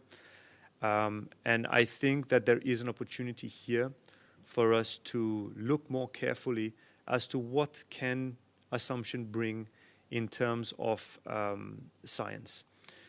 I understand from a political perspective as well that perhaps conserving does not necessarily generate revenue, which is a valid concern. To quote someone that I've interacted with, conservation without money is a conversation. I think that is a valid point. And there needs to be a way in which Seychelles needs to be able to generate revenue for the protection of the environment of Assumption. And there are many models around the world. From one aspect that I personally know a bit well is Heron Island in Australia, that have a long-standing relationship with the University of Queensland. That model is generating millions. It works. It is an opportunity for people to carry out science, but at the same time generating revenue for the safeguard of the environment. So these are just a few examples that I have that maybe the Commission... So from what you were saying, I understand that you said the buildings could be repurposed, for example. That is my opinion. If the stop notice is lifted and the hotel goes ahead, what, in your view, is going to happen? If the stop notice is lifted, and obviously I do not have an opinion on that, I think that would be a policy as well as a political directive that is taken for it to be lifted. What is going to happen is that I think we need to be able to, one, understand with all these amounts of people being on the island, the extent of the island, that there needs to be conversations had about agencies that need to be present, immigration, health, you name it, that needs to be present on the island, including environmental. So we are looking at a large development, and it's looking at something that is going to have a major impact in terms of what Assumption is right now. I'm not sure if I've answered your question. I think you have. Mr. Ibrahim, the Commission is indebted to you. Thank you. We are aware that you have spent considerable time, effort, and I think you haven't worked for some time preparing the reports, and you've done that just of your own, and we are so grateful to you. Thank you. And perhaps, can I ask you yourself to make an appeal to other people who may have the expertise or the knowledge, or perhaps they have material that can be brought to the Commission? What would you have to say to these people? Thank you, Commissioner. You know, I understand where scientists, environmentalists, or people that are familiar with Assumption may be hesitant to give evidence or to provide information. I myself, at some point, was hesitant, given that Seychelles is very small and the area of my work may be directly implicated. However, I find it my duty to bring my expertise and my love for Seychelles to the attention of the Commission in order to make an informed decision. I want to appeal to people that we have an opportunity now, and I would really like to see a lot more people come forward that may have more expertise than I do, or have some information that they wish to bring forward in order to see justice being done, to please come forward to the Commission. And I understand that there is also the opportunity to be held in closed chambers where your name does not have to be mentioned. And so I think that this is an opportunity for people to come forward. The Commission thanks you. Thank you. And can I ask you finally to produce the two reports? So the Ibrahim Baxter report which will be marked as COI 14 and the Ibrahim report as COI 15. Do you formally produce these reports? I do. Thank you. Thank you, Mr. Ibrahim. Thank You you. may leave the commission. Thank you. We will now have a 5-minute break, 10 minutes, a 10 minutes break for us to fix the new reporting and recording system, and then we shall take the testimony of Mr. Richard Baxter. Thank you. On a new link which will be published on our website. Thank you.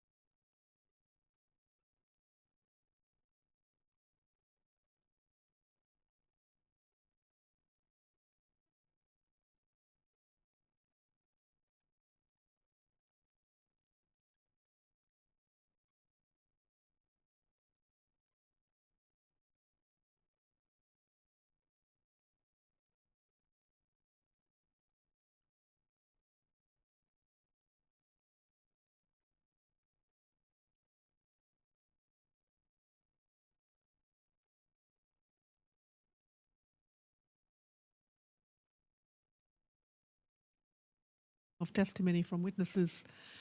Our next witness is Mr. Richard Baxter. Welcome, Mr. Baxter, and thank you for coming. Have you a religion? Christian. You're Christian. Would you like to take the oath for us? Sure. Could you raise your right hand and repeat after me? I swear I swear by Almighty God by Almighty God that the evidence that the evidence I shall give before this commission I shall give before this commission shall be the truth, shall be the truth, the whole truth, the whole truth, and nothing but the truth. and nothing but the truth. So help me God. So help me God. Thank you. For the record, could you state your name and profession? My name is Richard Baxter. I'm the director of the Indian Ocean Tortoise Alliance. Mr. Baxter, can you tell us how long have you been in Seychelles? I've been working in Seychelles since 2011. In what capacity? I started as a field ecologist on Aldabra, working with the University of Zurich and the Seychelles Island Foundation, where I was conducting a very long-term study on the ecology of giant tortoises. And through that project, I was on Aldabra for considerable amounts of time. You can try and specify for us how long So you actually spent on Aldabra. It started in 2011, where I did a whole year of research until 2012, and then it was 6 month stints up until 2016. So you stayed for a very long period of time. Very long period of time. On Aldabra. And subsequently, what other roles have you assumed in Seychelles? So after the Aldabra project concluded, I then moved on to Frigate Island, where I was the conservation and sustainability manager for a couple of years. And then during COVID, we set up the Indian Ocean Tortoise Alliance and commenced that in 2021, and we continue to do that today. Thank you. And what are your qualifications, if I may ask? I have a bachelor's in ecology and a master's in environmental science, and 20 years of experience working in the Indian Ocean, typically on very remote islands, and working on habitat restoration, rewilding, and giant tortoises. Thank you. So I would be correct to infer that you have a wide knowledge of Seychelles Islands? I have I would say, a fairly good knowledge of Seychelles Islands, especially the inner islands and Aldabra and Assomption. Thank you. And when I speak about Aldabra, I mean the Aldabra group. You're also familiar with Assomption? Yes, so when you access Aldabra, you typically go through Assomption, and sometimes you're delayed due to weather or change in flight schedules, and that allows you to spend more time on Assomption. And also when SIF were eradicating Fodies and bulbuls from Assomption, I went over for a week to assist with that as well. So you've stayed overnight. Just bear with me for a minute. So I would be correct to say you've spent considerable amount of time on Assomption as well? I would say so. Yes, thank you. So you're very familiar with the island? Yeah. May I ask you, when did you first hear of the hotel development on Assomption? We heard, so through colleagues that work for SIF, we'd heard that there was the extension of the runway happening at the end of 23. So that's when I was sort of first made aware of something was going on, because the extension that they were creating was considerable. But we didn't know it was going to be a hotel or what was really happening until the beginning of February, when they had the scoping meeting at Roche Cayman. And you attended that meeting? I did. Did you raise any concerns? I did not. At that meeting? At the time.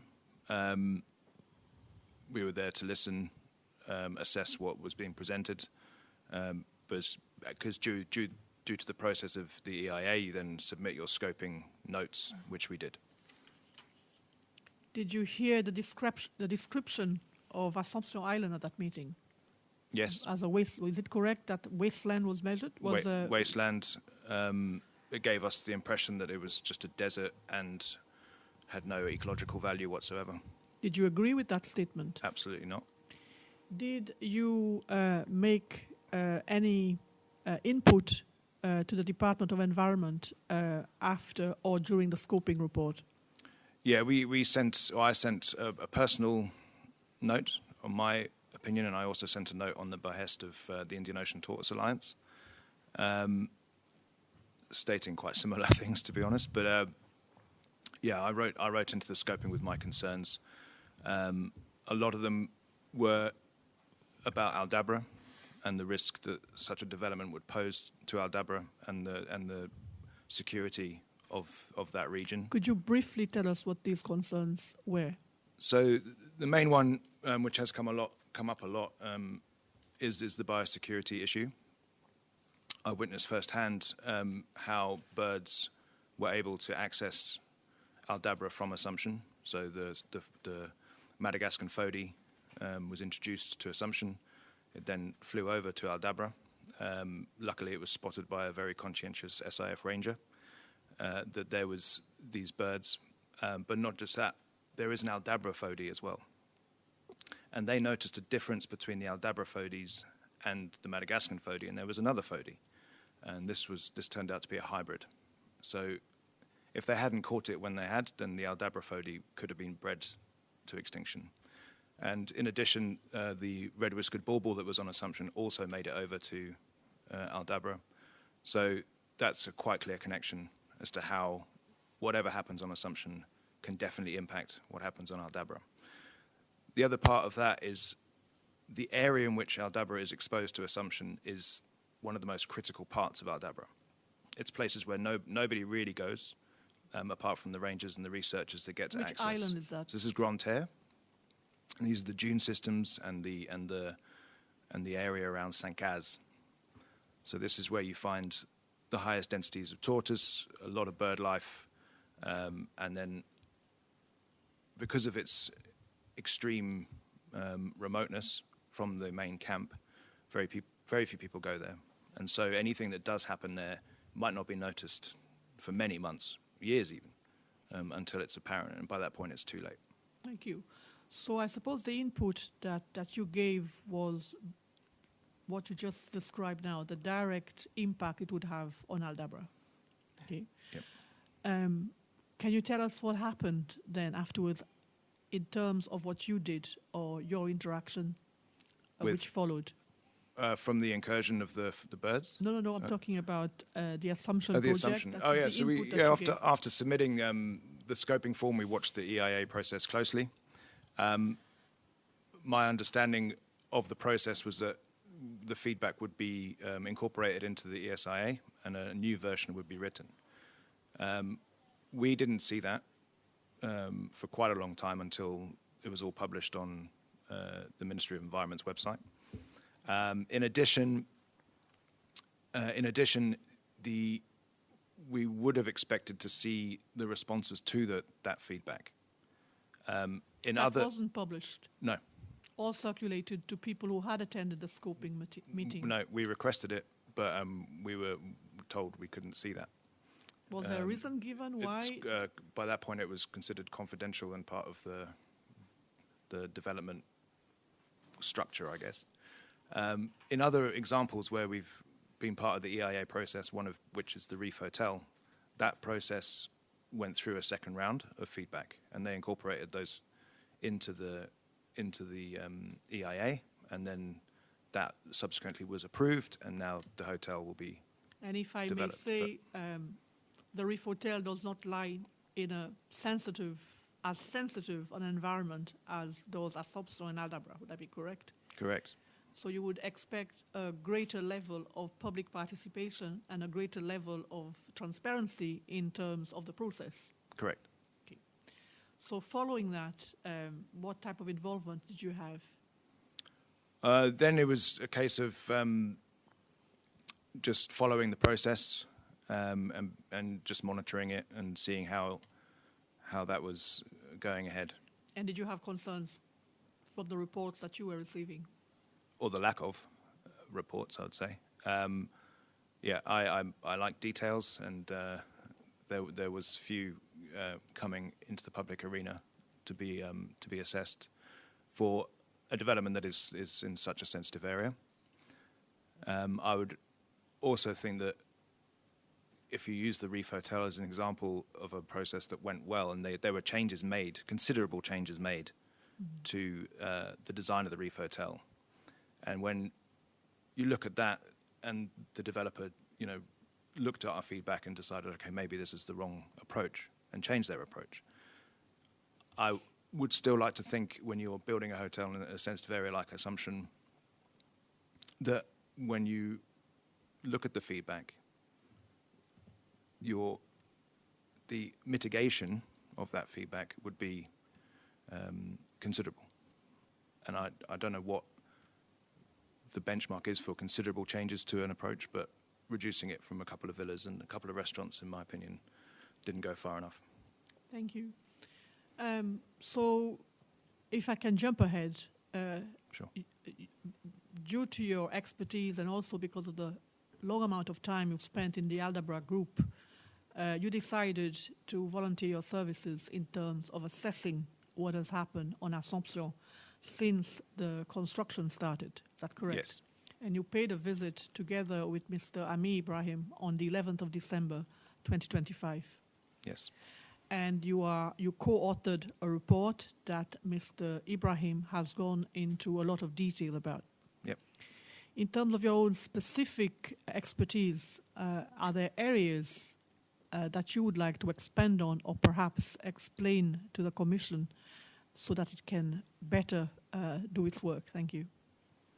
Yeah, so we went down for the visit to independently and objectively assess 20 key points. These points were brought up from reading the EIA and also the stop notice and the prohibition notice. So we could assess these points and then discuss what we think about the compliance. And as he presented, we had 20 points, 12 of which were non-compliant, 4 were compliant, and the remainder were unverified. To get more specific, there still seems to be confusion about some of what you read in the EIA and then what you see on the ground. My understanding of the process is that the EIA underpins the ability for a developer to construct. In fact, the EIA goes through effectively 2 rounds. It goes through the Ministry of Environment and then it goes through planning. Planning also have the option at that moment to veto the EIA and say, no, go back to the drawing board, try again. In this case, it's gone through. A notice of acceptance was issued by the Department of the Environment? Yeah, we've never seen this. So it was accepted, it's gone through.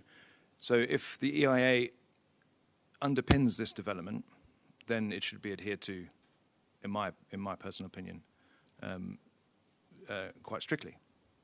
And so we found these discrepancies based on the descriptions that were put in the EIA and then what's actually happening on the ground. I think one of the confusions that seems to be coming up a lot is this backfilling of the cast system. In the EIA, it stipulates that minimal backfilling will be done and large cast caves will not be filled in. The design, I'm not in construction, I don't design hotels, but there is an annex in the EIA, Annex 8, where it describes how the villas will be built on stilts. It also describes the idea that they'll put in glass flooring so you can see these holes and be part of the experience of seeing them. But when you're on the island, and we were taken around by the project manager, and you see the areas that have been cleared for these villas, pretty much every hole has been filled in, regardless of size. The holes are filled in through extracting rocks from around the sides of these sinkholes, piled up, and then using dune sand and compaction with these rocks are filled back in again, and then capped over. Okay, can I stop you there? Because you mentioned the dunes on Aldabra and the dunes on Assomption. Could you talk a little bit about the dunes, about the specificity of the dunes in Assomption, the value of those dunes, both in terms of environmental value, but also about what you observed in terms of extraction of sand or the reduction of the dunes? Because as you've said, you've been there on many occasions, and what the impact of that might be. So the dunes have had historic use in the past, where people have extracted sand from them. Over the years, you can see evidence of recolonization of plant species where the dunes have been left to recover. When we went down, it was quite clear that a lot of sand had been extracted. If you look at mapping data as well, you can also see these differences in the area in which has been extracted. We could see, and there are photos in the report where you can see the areas where they are at that moment in time extracting the sand, and also where subsidence has happened in the dunes, where the walls of the dunes are falling down, causing further damage. In terms of the relevance of the sort of ecological value of the dunes, they have a lot of tortoises nest there. There's a very small but very important habitat that's on the fringes of the dunes, and it's also that. And the reason for that is because they're protected from the southeast trade winds. Habitat for what? There'll be birds, tortoises, insects. So it's a very key ecosystem.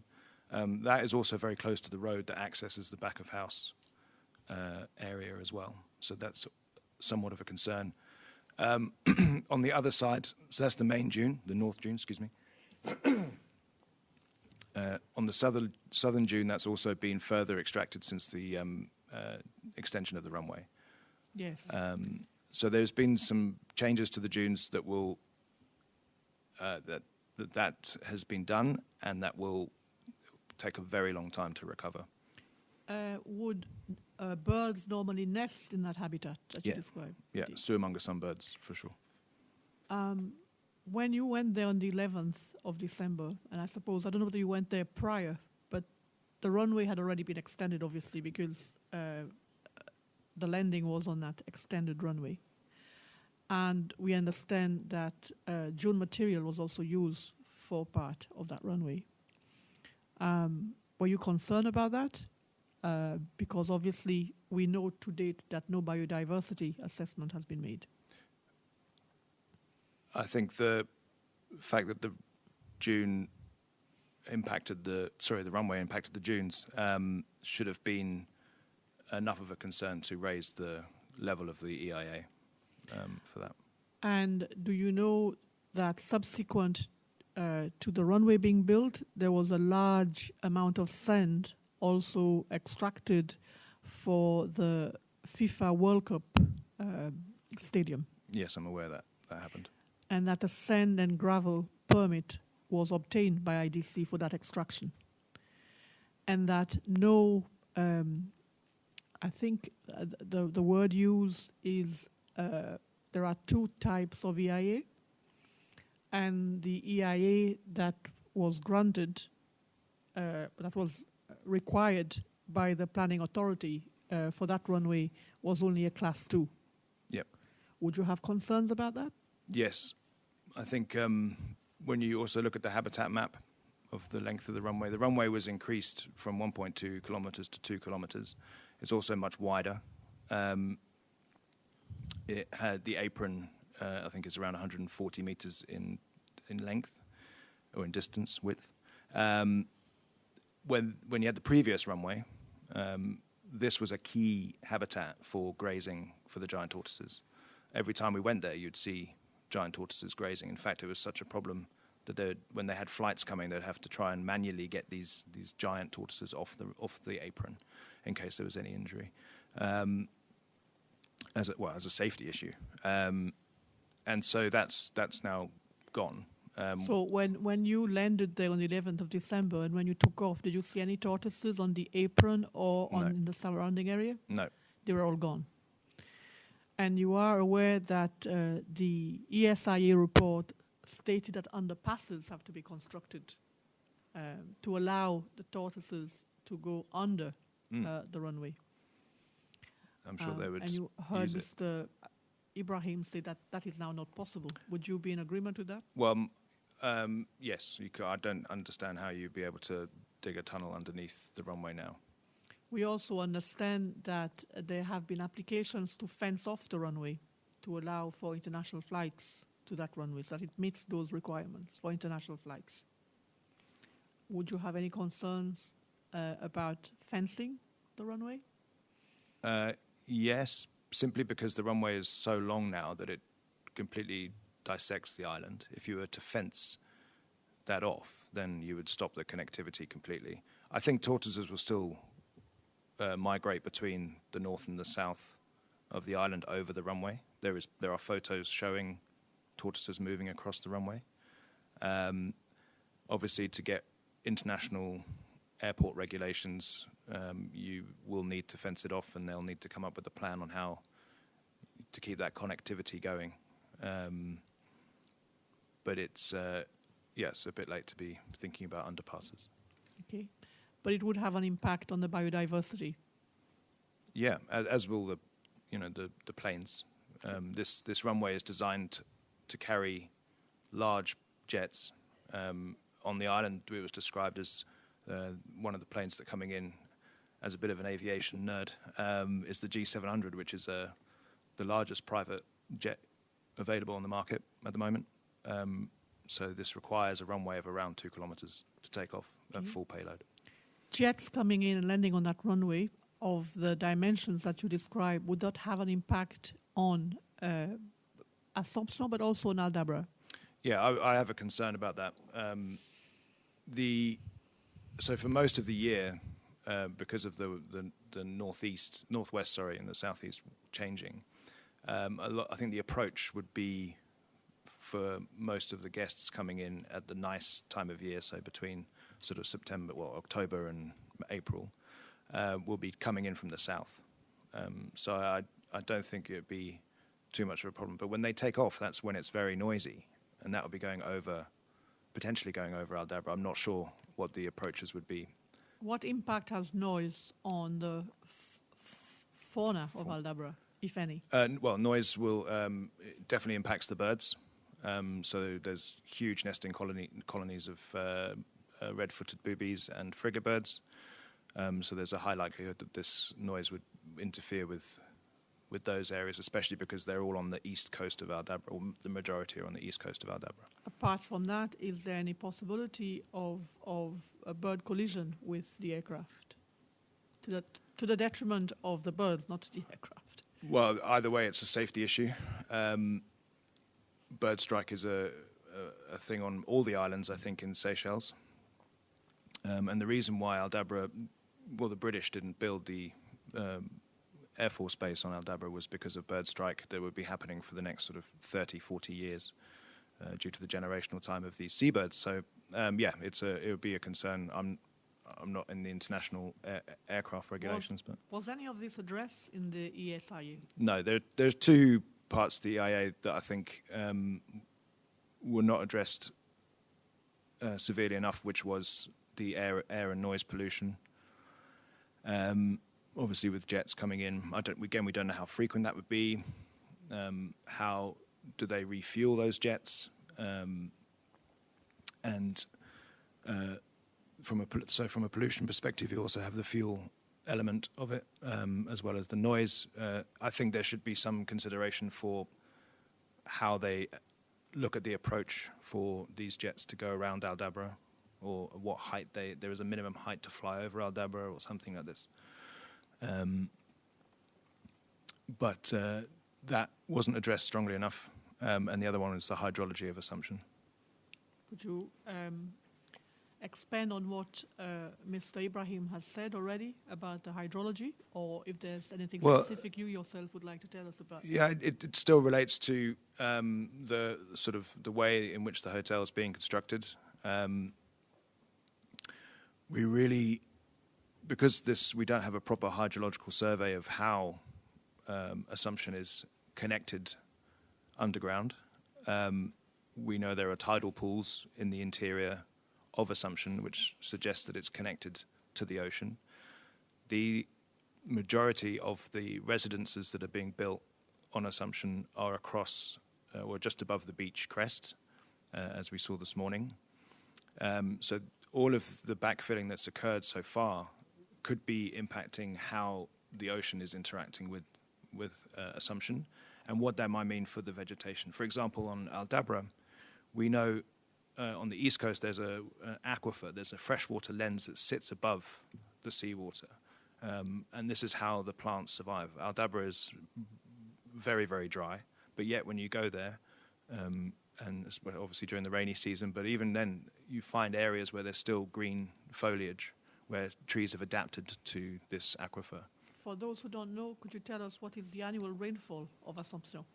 Oh, I'd have to look it up, but it's very, very low, like 4 millimeters or something. About 4 millimeters Yeah. a year. Yeah, no, it's considerably low. Thank you. Another matter that I would like you perhaps to give your expertise to the Commission about is something that was raised in the promotional material by the developers in terms of what the guests could expect to get at Assomption. And one was of ready access to Aldabra. Have you any concerns about this? So Aldabra is managed by the Seychelles Island Foundation. Whenever you would like to visit, so that's whether you've chartered a boat or you're on a cruise ship or you're a researcher even, you need permission from SIF to go there. So in order for that to happen, the hotel would need that permission, unless that changes. But in the current system, my understanding is that they would have to require permission. My question is more directed about the human impact on Aldabra if trips by humans are made to Aldabra more frequently than they are now. Would that have an impact? If it's within the same structure that SIF have in place at the moment, so it's very restricted about where people can go. So that's why if you have the permission, you're allowed to go to certain areas of Assumption, of Aldabra, and they would manage that. That's for SIF to manage. My concern would be if you're operating from Assumption and you have boats and people moving around, I'd be concerned about, from a land perspective, being able to access these remote parts of Aldabra. There are a number of channels that you can use to access the lagoon that SIF would not be able to have oversight over unless there was remote cameras or something set up to be able to monitor So that. you would not be able to supervise and control the landings? There is a risk of that. Okay, and the biosecurity impact of that to of course. Aldabra? Yep. Apart from that, I'm going back to Assomption now. In terms of leisure activities that could be engaged in by the guests, do you think these would have an impact at all? My understanding is that the majority of the activities will be non-motorized. So I guess stand-up paddleboarding, kayaking, these kinds of things. They can't go jet skiing? I hope not. Jet skis are quite destructive in these areas. There's lots of seagrass, there's lots of baby turtles, there's coral. I believe there'll be fishing as well, but it's a Zone 1 of the Marine Spatial Plan, so I'm not sure what the regulations are to allow for recreational fishing in these areas. I don't think anybody has talked to us about Zone 1 spatial plan. Could you please talk to us a little bit about what that means? I'm probably not the best person to be able to comment on this, but having watched the process over the past sort of 10 years. So Zone 1, from my understanding, is there is no activities apart from subsistence fishing for those living on the islands. Thank you. Would it make a difference between the amount of people able to fish? Is there, for example, when we talk about Zone 1 regulations, does it give you an idea of how many people can engage in this type of subsistence fishing? I don't know the details of that. Okay, you don't. Okay. The report that you co-authored with Mr. Ibrahim, is there anything else in there that you would like to specifically look at and highlight for I'll us? just look at my notes. Now, we've talked about the dunes. I think, there's a couple of other points to try and clear up. I think when we're looking at the size of the development and the impact it has just on Assumption, there's this idea that it's a really small footprint. And per hectare, it is. Even if you include the runway as part of this development, it's around 7% of the island. But when you break it down into these areas that Dr. Ibrahim showed, where we used the Bruno Santer's data, which is the only data we have to go on, to look at how the vegetation is across the area and where they're building all of these buildings. You can start to see that the percentage of critical habitat, not just the turtle area, but we're talking about the trees that are there already, and the types of vegetation that Dr. Santer had identified as different values. The majority of this is in this area. In the EIA, they state they're going to be building the majority of the hotel on, I think it's vegetation type 12, which is primarily on karst open scrub, which makes up the bulk of Assumption. But if you look at it in detail, this type of habitat doesn't really feature. In fact, I don't know if it's changed, and we would like to do further analysis on it with the current master plan, because I know it has changed in several iterations. But to be able to do a proper analysis of showing the vegetation type per villa, per footprint, would be a very good exercise to do. You can look at another annex in the EIA, which was done by Grant Associates, where they've got an example, I think it's Villa 5, and you can see even on Villa 5, like the amount of critical habitat. It even states it in the the value of these areas. So I think that needs to be looked at by the Commission in more detail to really understand how much of these critical habitats have been taken up.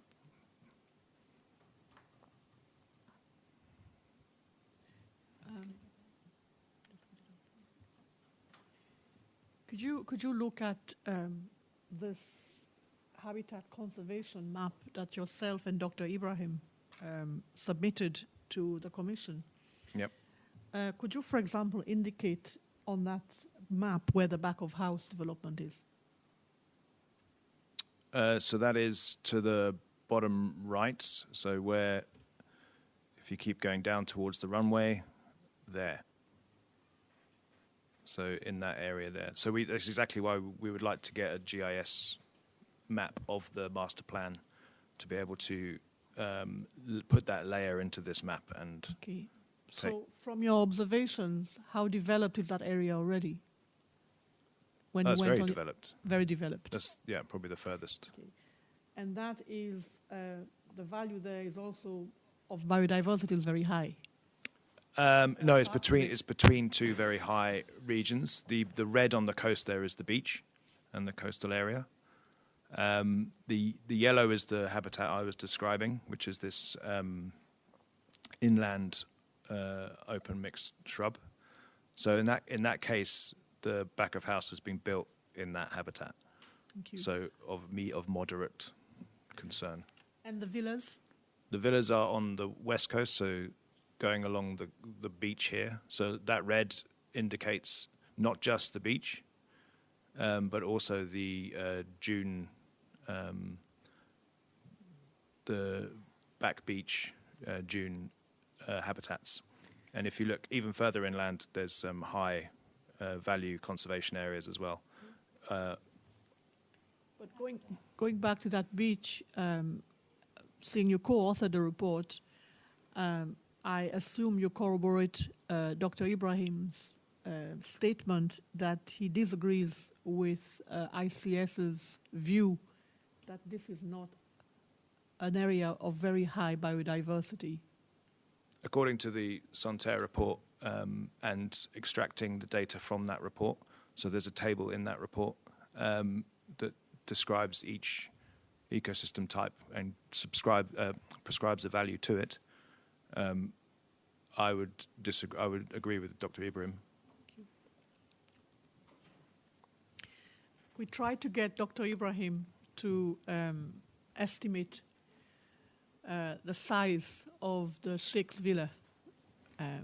Have you any idea from what you observed how big that villa was? The biggest villa? It's the biggest villa that's currently constructed. I don't know if it's going to be the biggest building. The biggest one that you observed? Yeah, Villa 33. It's the most complete. Yeah, it's very large. I don't know what the square meterage is, but it's certainly bigger than my apartment. Do you have anything in mind of what it's comparable to in terms of size? Just to help the Commission and the general public appreciate the magnitude? You could probably, if you take, I don't know, if maybe Eden Island's the wrong example, but if you took a villa, like one of the largest villas on Eden Island, and doubled it. Okay, say in terms of this room. In terms of this room? Mm-hmm. How many times this room? 4 times the size of this room. At least 4 times this room. Yeah. And that... So yeah, and that's supposed to be a 2-bedroom villa. Well, that area we saw was just the entertainment area. That was just the entertainment area. Yeah. So the that rooms are on the side. The rooms are on the side, which is, in addition to what you have just said, is 4 times the size of this room. Correct. And also the swimming pool. Yes, we were informed that there would be a swimming pool in front constructed in front. I didn't ask Dr. Ibrahim, so I'm going to ask you, do you think that fits the bill of an eco-tourist villa? I'm not a hotel construction developer or builder. Mm-hmm. In terms of where it's situated, I would say no. It's incredibly large. The impact of these villas, it can be seen now, like in terms of the footprint that's taken up. But when you have 37 of them, all raised up, even if they're set back 40 meters, the impact they're going to have from lighting and potentially noise, the disturbance they may cause the turtles over the next 10, 20 years could be considerable. And I think a lot of the future implications of this development have not also been addressed enough in the EIA. Okay. Could you give us a little bit more detail about that? Yes, certainly from the turtles, and I think Dr. Mortimer will probably expand on this further, but what we saw is, just in the short time we were there, I mean, we identified especially the areas around the Villa sort of 8 to 10, where the beach is quite close, and then also up by Villa 33, 34. We saw 5 different turtle tracks from that day, just to give you a sense of the activity that's on this beach. Then when you look at where the nests are all located on the beach crest, it's like a minefield. There's holes everywhere where these nests are. That means there's going to be a lot of hatchlings coming out of these nests at some point. And unfortunately for hatchlings, they really like light. It's the way they navigate down into the ocean. And from my experience working on other islands where there are turtles and hotels, the hatchlings do get impacted by lights. The difference with Assumption, as opposed to other islands which are mainly made of sand, is that this is full of holes. And so these hatchlings potentially could be going towards the villas, getting stuck in the vegetation is dense in some areas, and then also all of these holes. So it really could have a massive impact. And you might not see that impact until 20 years' time, which is why having a baseline for the turtle population, all the populations for that matter, is so critical to understand trends and how these turtles will be impacted. It's also prevented the tortoises from accessing those areas. The north of the island, where the old structure is, there was a building built there many years ago. that was a key tortoise habitat for nesting. Those areas are now covered by villas. And in one of the photos, you can see that tortoises are still able to access these construction sites and just wander around freely, putting them at risk. So whether the design has been incorporated into the system, which is what I consider an ecotourism development to be, I don't think that's happened in this case. Is there anything else you would like to expand on from the report or from the testimony given by Dr. Ibrahim?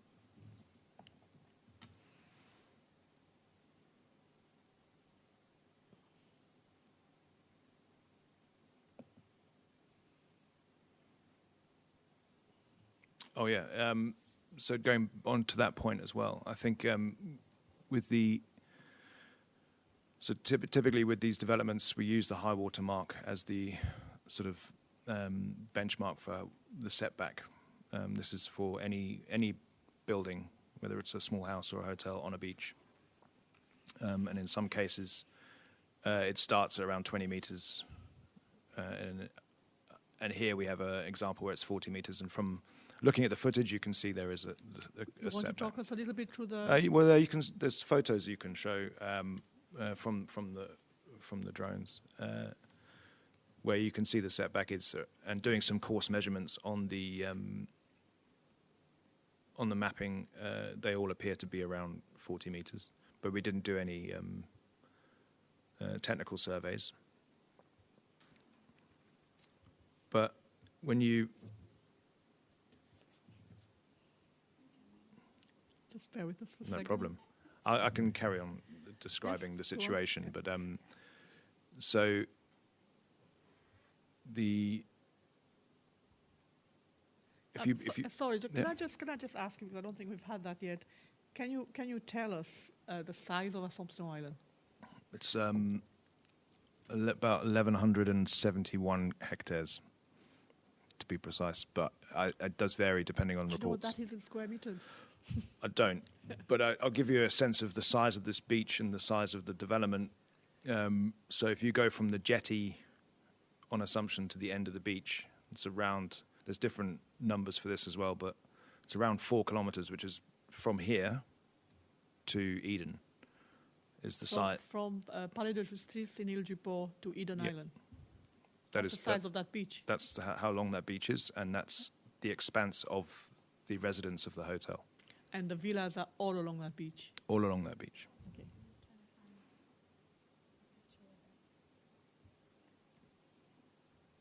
I'll see if I can find a picture of the beach.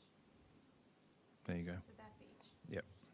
So you can see the setback here, whereby the habitat has been left, and this is a positive finding of the report, as it was a stipulation in the EIA.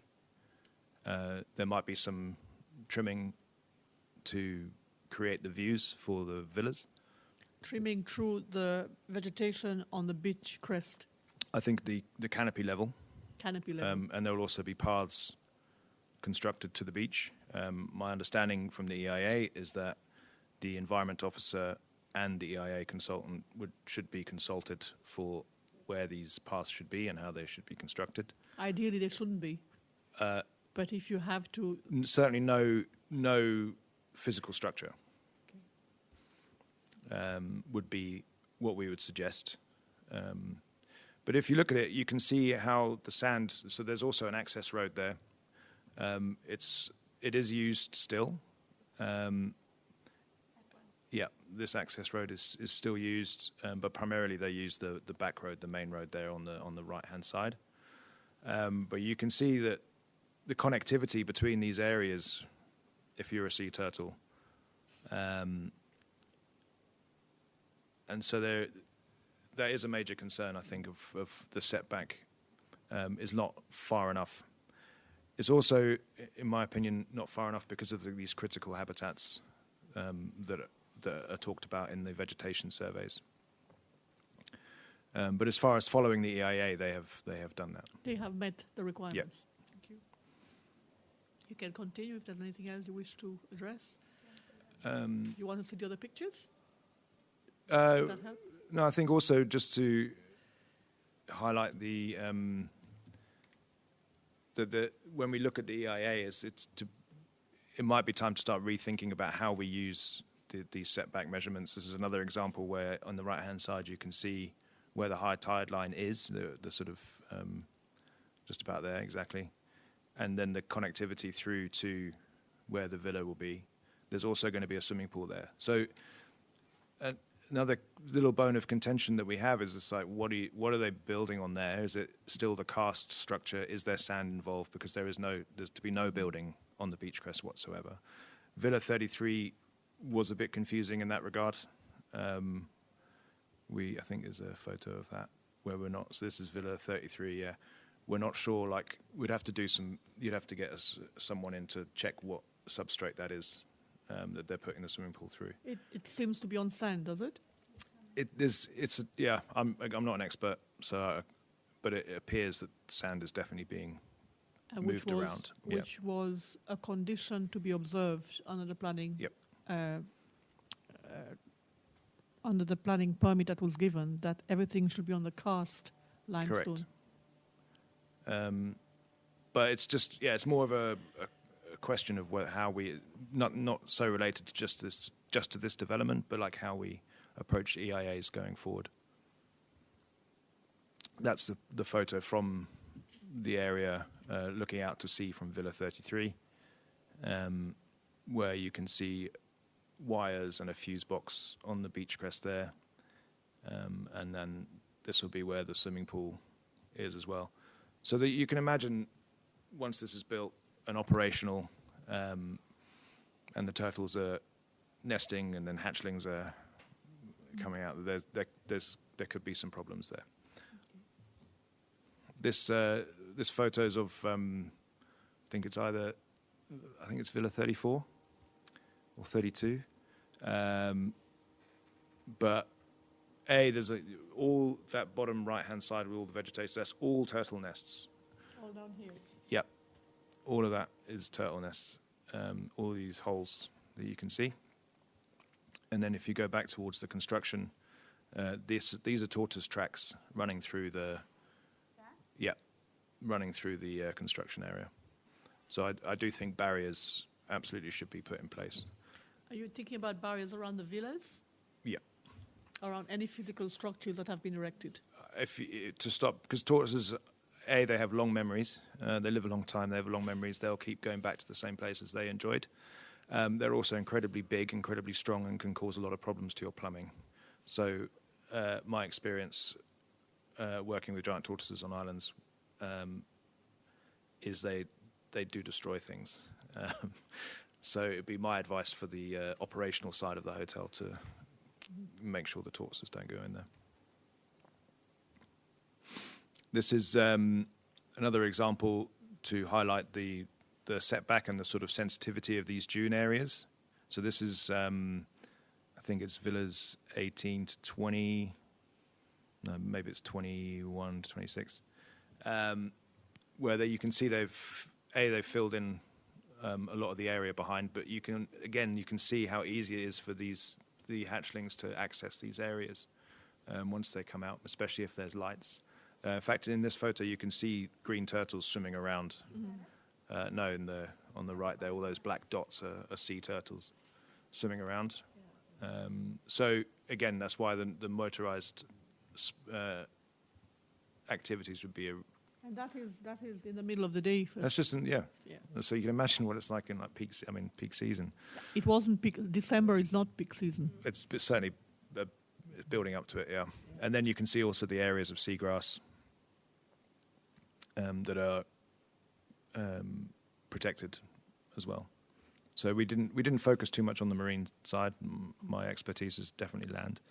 Here's another example just to really make the point that this beach crest is of critical importance to the development in terms of the risk that it poses, being so close. So if the setback was another 20, 30 meters, maybe there would be less risk for the hatchlings. And also in this photo, you can see the process of backfilling with the caste system.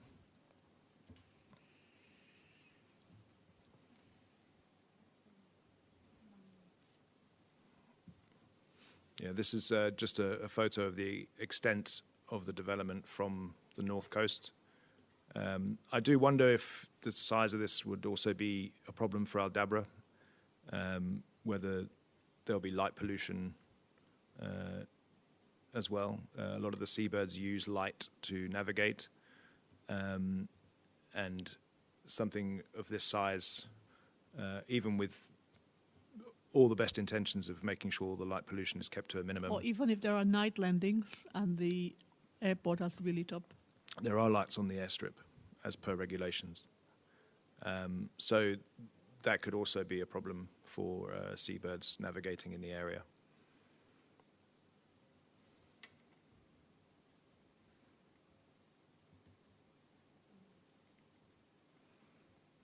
Yeah, just another example of, in fact, you can see the turtle tracks coming up to nest, which are less than a day old, so it shows how active it is. And Could you go focus in on this is what Dr. Ibrahim talked to us about, the pipe. this is a water pipe, yeah. So this water pipe, it's been laid over, it was probably laid outside of, maybe, I'm just surmising, but like maybe it was laid outside of turtle season. But since if you go to the right, you can see it just lying straight over areas where the turtles have nested. So the female has either gone in over it or under it and tried to. So in fact, it should be removed immediately now because we're in the peak season. Absolutely should be removed. It could be put on the other side of the road. But I think it's just another indicator that because there's no environment officer, has not been an environment officer down there for so long. Or that on a permanent basis. Yeah, these oversights have crept in. And I think that's it's an indicator of the importance of making sure that someone is down there monitoring the. Yes, because that was one of the things we asked Mr. Leone. You know, as perhaps the workers are not aware of the impact of something like that because there mightn't be an education in terms of the ecological impact that structures like this is doing. Yep.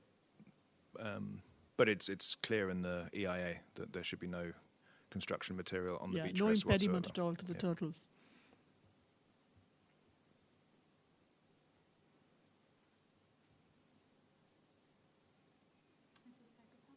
That's the back of house on the other side. Yeah, it? this is the STP. This is next to the IDC village. So that's where the current accommodation is for some of the workers. And then that's the STP plant, and then it will be constructed on the other side as well, where they'll have further infrastructure. There's also the staging area for quite a bit of the material. It's actually just not quite, it's been cropped out of the photo. But and then you can also see going over to the east coast, there's the dunes, these eastern dunes, and the critical habitat just beyond the STP area. So this area where your mouse was just there. So this area, if you look on the vegetation map, is also of key importance. These are trees that have adapted to the system that we now have on Assumption. So in that habitat that you see at the bottom of the picture, a lot of the white eyes are found here. The Suamunga sunbirds are found here, so it's very, very important. We had a note that the idea behind this development was that it will end up being powered by solar. For that to happen, they would need a considerable area to be able to build the. How many hectares? I can't recall. 6? Is it 6 hectares was mentioned My- of photovoltaic cells? I think it's for how many megawatts you need, it's 1 hectare, so per megawatt. Okay. So depending on the size of the type of solar, but the idea is that it will go there, and that's obviously a concern. Why? Why is it a concern? Because of the critical nature of the high value, conservation value in this area. So but- that, they are hoping to clear this area? If they want to put The cells there, solar the solar panels there. panels there, yeah, you'd have to. So, and again, if you look at the EIA, any kind of clearance like this is supposed to coincide with active restoration, creating the nursery, and making sure that any loss of vegetation habitat type is at least, maybe you can't necessarily recreate it, but you can try and develop areas that are maybe of less conservation value into moderate or high conservation value. So I think that also needs to be addressed in the Commission.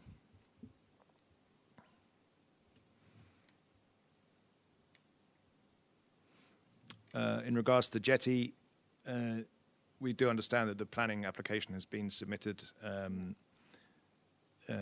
and it will be extended.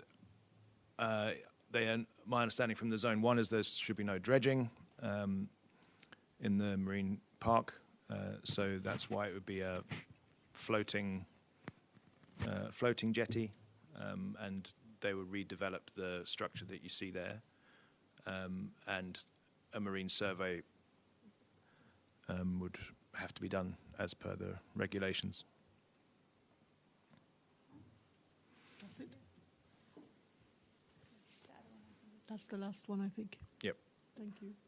I thank you for taking this footage, which has really, I think, informed the Commission, and I'm sure large members of the public who know nothing about Assomption Island, but who have heard accounts about it. So I thank you for that. Thank you for the effort you've put into giving us such clear pictures and showing the development. Is there anything else you'd like to add?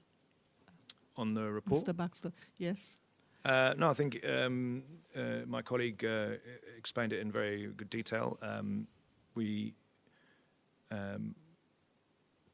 have, there should be concerns about how the implementation of the EIA, which underpins the ability to build on Assumption, has not been adhered to. You told the Commission that you made submissions, you interacted, you tried to raise awareness, you tried to get people to address the concerns that you had.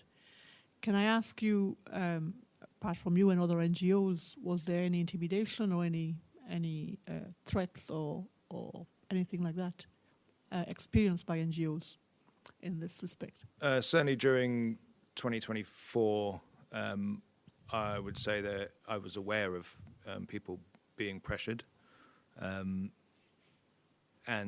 that led to, I think, NGOs not being able to freely voice their concerns about this development, and they would cite, perceived repercussions from creating. Or from highlighting some of the issues that they had, and that was apparent during 2024. And now with other groups taking the lead on that, then it's more out in the open. One of the questions I put to some of the witnesses, especially the witnesses from IDC, was about IDC's objectives in terms of both development and conservation. And the Commission is looking at how that balance might be achieved in the work that you have done on the outer islands. What do you think is the ideal way of managing conservation and development? That's a very big question. I know it is. Yes. I'm sorry to tax you with it. Okay. Well, I think IDC have shown that they're very competent at running islands, with some with hotels, some with agriculture. Other islands also do a very good job. Dennis Island, North Island, Frigate Island, that's coming online again this year. So you always have to find that balance. Hopefully you start with a plan that incorporates nature into the plan, and your primary role, if you're in hospitality, is making sure the guests have the best experience they possibly can have. And a lot of people come to Seychelles because of our reputation as probably one of the most stunning places on the planet. So It's definitely possible, and there's many examples in Seychelles where you can see hotels working well, working on islands that have sensitive areas, and they have IDC, for example, has ICS working on those islands. Other hotels have their own departments working on the conservation on those islands. I think it's even a point of law to have, correct me if I'm wrong, but to have, when you have a hotel, you have to have someone looking at the environment. Do you think the development on Assomption meets the standards you have described? No. Doesn't. So are you of the view that the stop notice should persist, or do you think there are conditions in which it could be lifted and the development as is go ahead? My understanding from the stop notice is that the main point is that the biodiversity assessment needs to be done. You cannot assess the impact of your development over time if you do not have a solid baseline, and that hasn't been done. So until that has been done, I'm not in planning or able to understand that direction. Are there any other issues you'd like to raise with us? About Assumption? In general, about the fact that you're here today before the Commission to help us in our inquiry? No, I think we've covered everything that I would have liked to have said. Thank you. You want to make a closing statement? I don't have a closing statement, but I would just say that being part of the process and being able to go down and submit this report with Dr. Ibrahim, to hopefully it helps people understand the importance of stopping this development as in its current form to protect Aldabra. Aldabra is unique in so many ways across the globe. There is no backup for Aldabra, right? If anything happens, it's gone. From a national point of view, it's of national interest. Aldabra makes up 75% of your national parks.